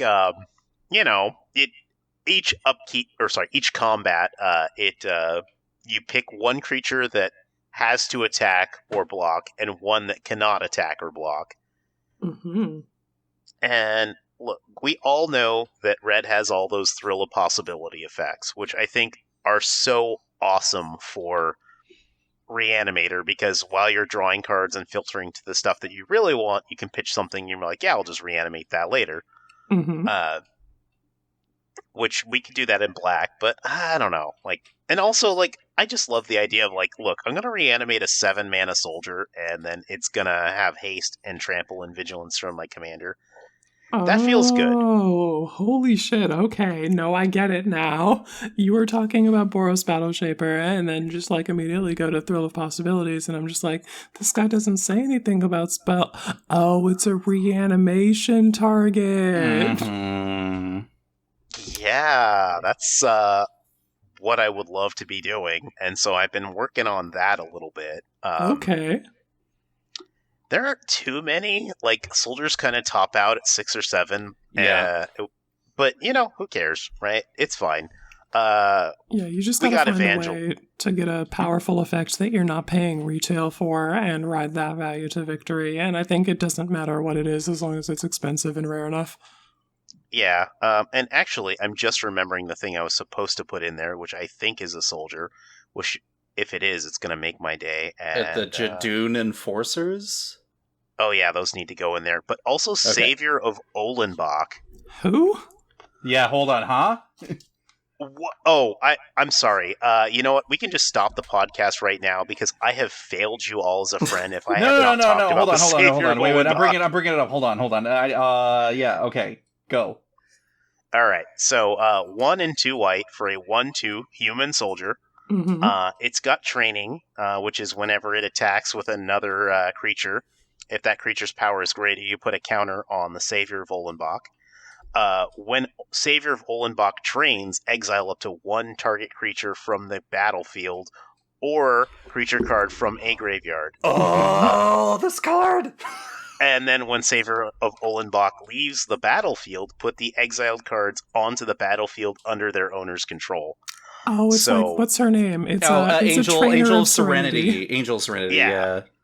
Yeah, the Angel is Angel of Serenity. This guy is Trainer of Serenity. Yeah. And then they just made a new one. Yeah, she puts them into your hand, and this guy puts them onto the battlefield, so you can exile those cards you've discarded. This used to be an absolutely terrifying card in my now defunct OG Exquisite Blade Boros Blink deck. Yeah. Yeah. OG's a strong card. OG's fucking great. It's honestly entirely too much. Like I had to put that one down. They were too much. But like, hey, that's like a way to reanimate some stuff. And then, the Jadoon Enforcers, the Riders of the Mark, which are 7 mana, trample haster and they're 7/4s. And at the beginning of your end step, if they attack this turn, return them to the owner's hand. If you do, make a number of 1/1 white human soldier creature tokens equal to the toughness. Oh, that sounds sick as hell. Oh, hey. Do you remember the holiday bundle of Lord of the Rings cards that were not in the main set? Still mad about that. Cool card, though. I think these ones are actually in the main set. Oh, wait, are they? Yeah. I remember... Hold on. Anyway, sorry, continue. Anyway. Simply print out the card that you want to play with if you didn't pick it up at that, actual point. That's fine. No one's checking if you actually have the card, Cole. We won't talk about that right now. Evangel of Heliod, and then which gives you tokens equal to your devotion to white. Captain of the Watch, which gives you 3 soldier tokens, and gives other soldiers +1/+1 and vigilance. Which, I mean, yes, Commander Mustard's already giving us vigilance, but who cares? It's fine. Yeah, we're here for the glorious anthem, and also we aren't always going to have Commander Mustard. The thing is, that's a really strong card and really powerful rules text, and your opponents, if they aren't trying to fucking die, need to remove him. Exactly. And then, just like other stuff. Catapult Master, tap 5 untap soldiers, exile target creature. Oh, just to be sure. Oh, geez, yeah. Which is real great when your commander gives everything vigilance. So you go to combat, you declare your attackies, and then once you've done that, you tap all your guys down and Zorch the blockers. Yeah, exactly. And then, since we're at it, and we talked about it earlier today with the Thousand Moon Smithy and how it's good in vehicles decks, those gnomes are soldiers. Yes, they are. Yeah, they are, yeah. I didn't even think about that. Are all of them soldier tokens from that set? I can't remember. I don't know. It's a big year for soldiers, though. Oh, yeah. No, of course. Okay, well, no kidding. It's been a big 2 years for soldiers because they also splashed in the blue. Go figure. You can play a big, pretty cool Jeskai Soldiers deck now, I think. Oh, heck yeah. Yeah, so that's kind of like what I've been kind of toying with. But I was about to switch to the new Feather. Yeah, tell me about her. She's got some interesting design. She's the part of the new Boros deck that's focused around Goad and the new what was it called? Not Accused. Suspected. Suspected, yeah. where they got the menace token, which and can't block, which I think is really cool. Mm-hmm. Still same mana as her. Yeah, so your girl other Feather puppet, Radiant Arbiter is a legendary creature angel 4/3 for red, white with flying and lifelink, and whenever you cast a non-creature spell that targets only Feather Radiant Arbiter, you may choose any number of other creatures that spell could target and pay 2 for each of those creatures. If you do, for each of those creatures, copy that spell. The copy targets that creature, and copies of permanent spells become tokens. Yeah, she's fire. She seems cool. Lenny's got some opinions, though. What you got for me, babes? Yeah, so like online, people are really kind of down on this one. No, online? What? That's crazy. I can't believe that. Listen, like I get it, but I was just kind of noticing an interesting pattern where if you have a previous card, like it's inevitably compared to that, and like there's the expectation. Just thinking about that, yeah. Like that it's supposed to be as good or as powerful as the other Feather, and I'm just like, that's kind of interesting because, you know, like does that really serve Commander as a format if we just have a more powerful version of Feather? Like, are we just gonna keep like how many times can WotC sit down and continuously push the envelope with strictly better designs all the time, every set? Like, there's absolutely not. There's no, like, not that I don't understand the point if they do, like, they do that every once in a while, but sometimes they're like, cool, we'll just reprint this card. They're like, why isn't this card a better version? Here's what I'm thinking, right?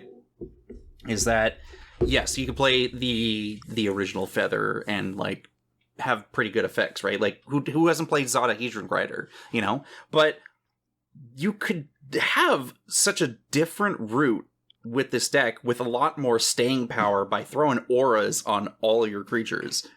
Mm-hmm. That's the thing that targets. Usually you see that deck with instants and sorceries, but and all the glitters copied to as many creatures as you have mana for. Have you ever ended a game, gamers? And pay 2, 4, 6, okay, and all my creatures get a plus 4? Yeah, I don't know.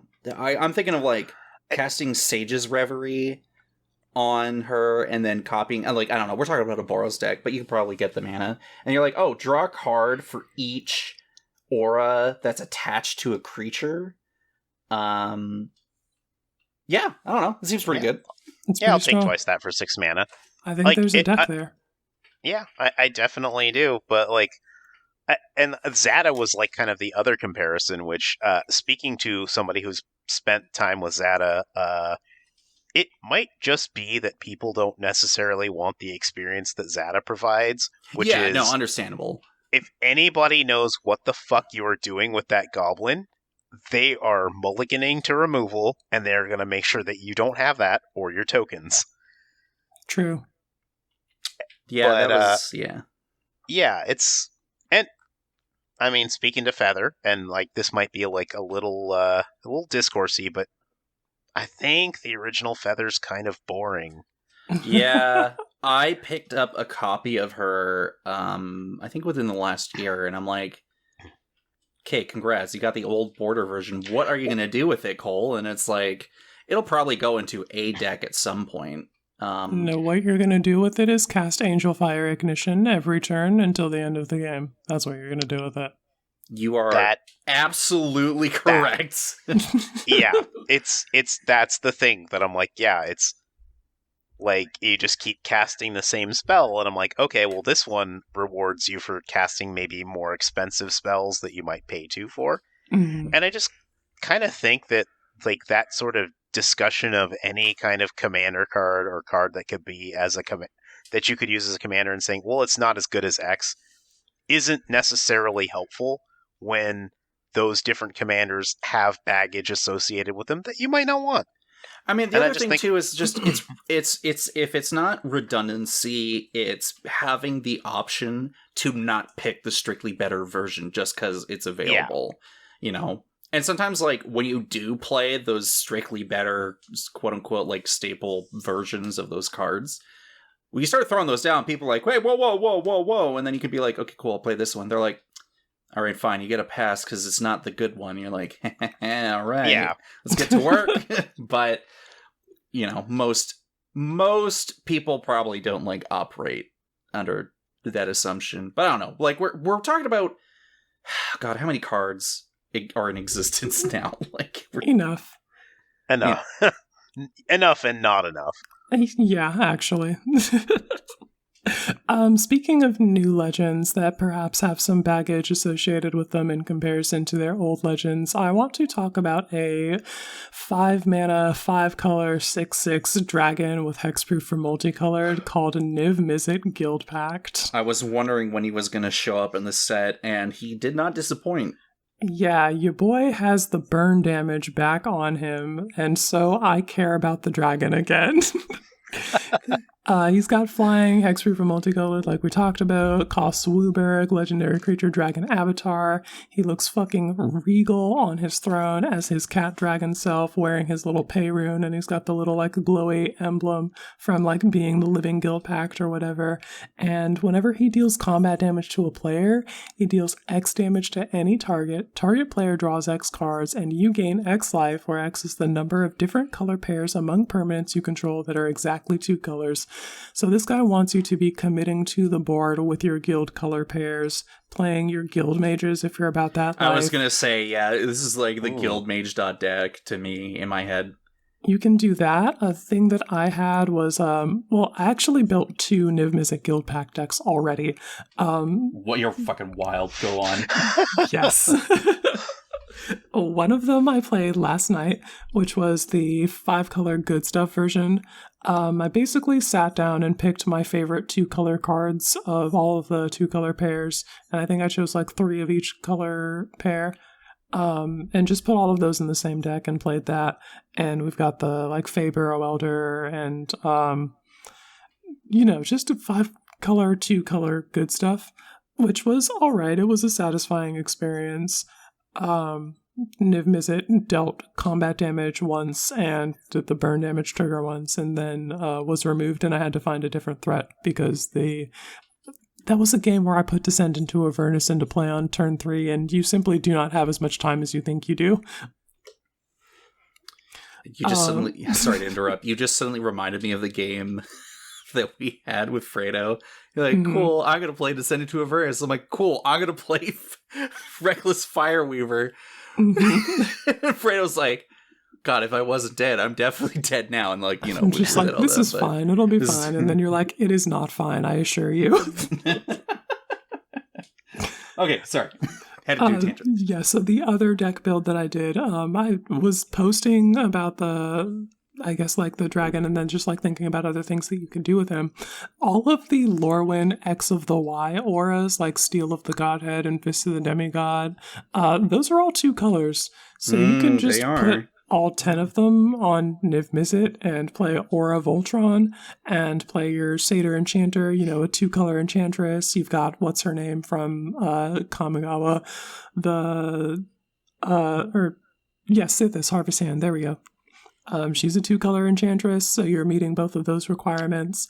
So you play all 10 of those, and then Aura Voltron support, ideally in 2 colors, and then you deal burn damage, and he gets buffed for all of the text on the auras because they're seeing the red and the black, and the blue and the green, and whatever it needs to for all of that.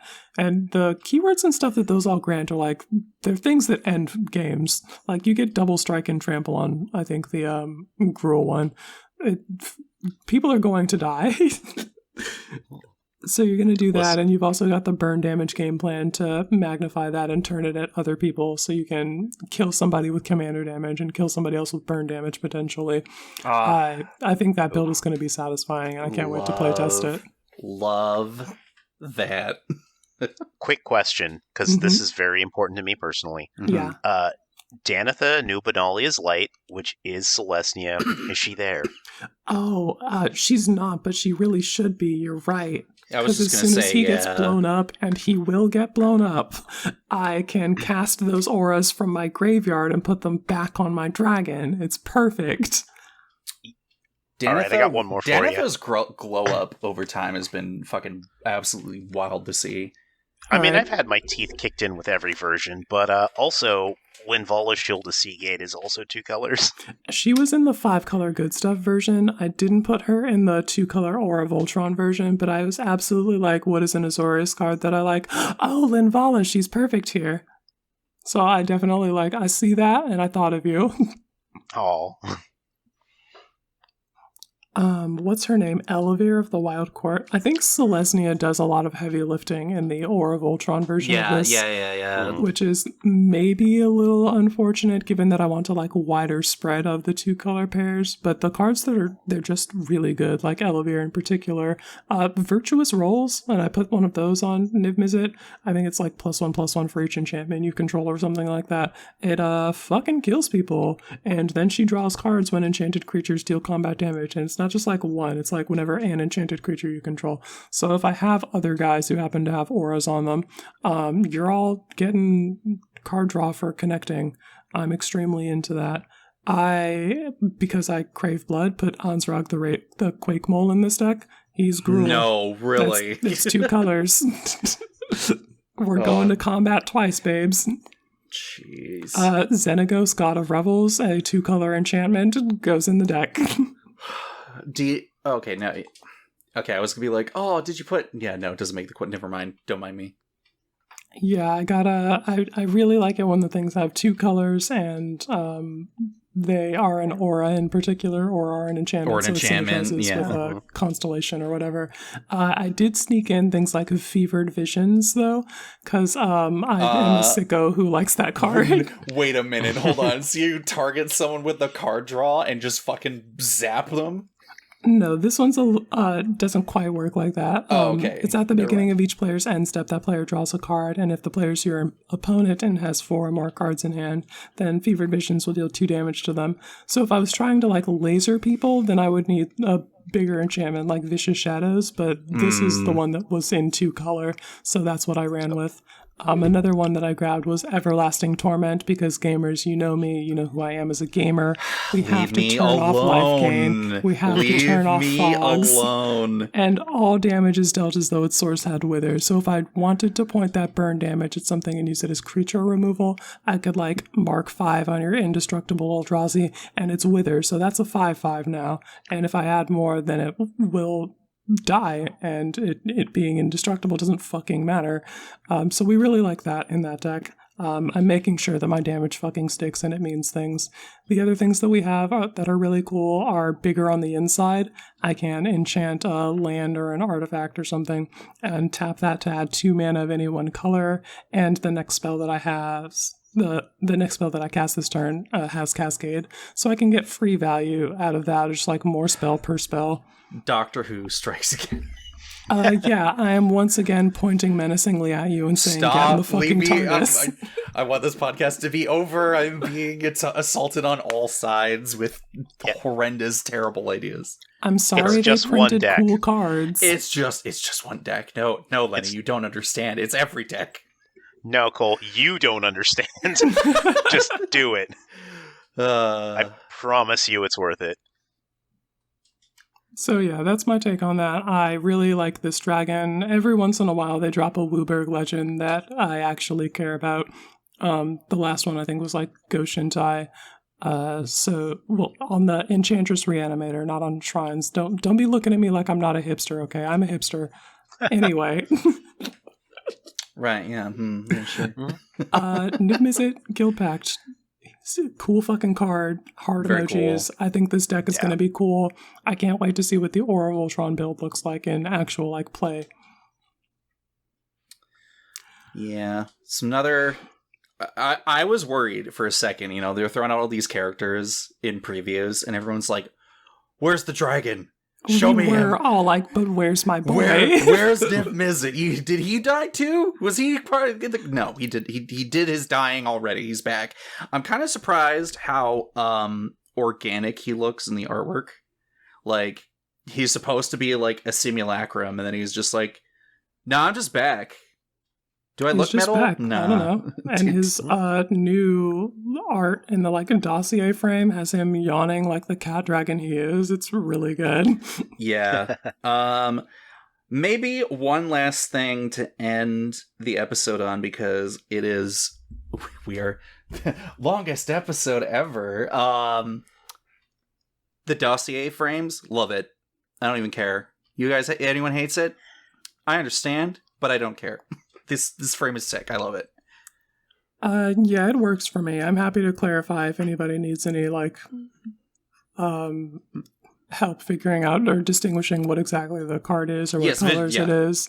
But the way that it all works for me. I like the like scrapbook edges of the pictures. The way that they indicate the color identity there is neat. The fucking flavor text on some of them, the way that that's a little different. I think it's all cute. I don't know, Lenny, what do you think? Let's see. It's complicated. I will sign off on that. No, I'm understanding. I like the idea of them, but honestly, this is like, they look like, I'm trying to look it up because I'm like, they look so much to me like the investigator cards from the board game Arkham Horror, but I think it's from the second edition, and the most current edition, they look different, so I can't like really find it. But that's like what they look like to me and what they trigger for in me. Yeah, it is like the second edition. So I'm just like, oh yeah, that's an Arkham Horror investigator and not a magic card. That is not Niv Mizzet Gilbacked on a magic card. That is... Oh yeah. I'm like, what's his sanity rating? And so that's like constantly throwing me off, but like they still look cool, but I just have this extremely specific thing that has to have me do a double take on oh yeah, that is a magic card. That's understandable. That was one association I was not going to see coming. Yeah, I've never considered that. But all right. I don't really think there's anything else. If there's more text here, we're not getting to it. All right, it's time to take this ship the fuck back to the hangar. Okay, excellent. Lenny, thank you. Obviously, thank you for joining. Obviously, you've joined me on the previous podcast, but glad to have you on as our first guest on this new adventure that we're on. Yeah, it's been lovely chatting with you, Lenny. Thank you so much for sharing your time with us. Oh, of course. Thank you for having me. It's always a pleasure to talk to and spend time with both of you. And just to wrap everything up, where can people find you on the internet? Okay, on the internet. I was going to be like, well, I'm going to give my address. No. Time to dox Lenny on... Yeah, you know what time it is, babes. Plugs. I'm putting my detective hat on, and I'm figuring out what your address is. Listen, okay, you can find me at Lenny Wooley, it's LennyWooley, on Twitter. You can also find us, I think it's Coast to Coast MTG, on Twitter as well. You can find me on edhrec.com. You can just search up edhrec Lenny Wooley. You'll find my entire suite of articles where I write the Power Sync article series about taking the most overpowered commanders and giving them cool, hipsterish deck lists. I got something coming in the works for, y'all get a little preview for listening. We're working on Prosper Tome Mound, so just be on the lookout for that and see what I have in mind for that. Mm-hmm. And yeah, you can find me streaming either building decks or playing Commander with Coast to Coast Commander. We just today had an awesome game with Steel City Steph and Steel City Brad. Great people, check them out as well. And yeah, that's just about everywhere you can find me. Awesome. All right. Cole, do we need to tell the people where we're from? I mean, if like you don't know online. at this point, but like, HBVC, oh shit, no, was it? No, I was right. HBVC _MTG on Twitter. I normally would mention the Blue Sky website, but like no one is looking for codes anymore, so it doesn't matter. And then you can find me at Uncommon CMDR MTG on Twitter, and you could find Quinn at Girl Deck Energy on Twitter as well, where we got like all of our additional links and stuff. And then, hey, people, I don't know if any of you are like Spotify listeners, you can answer some questions.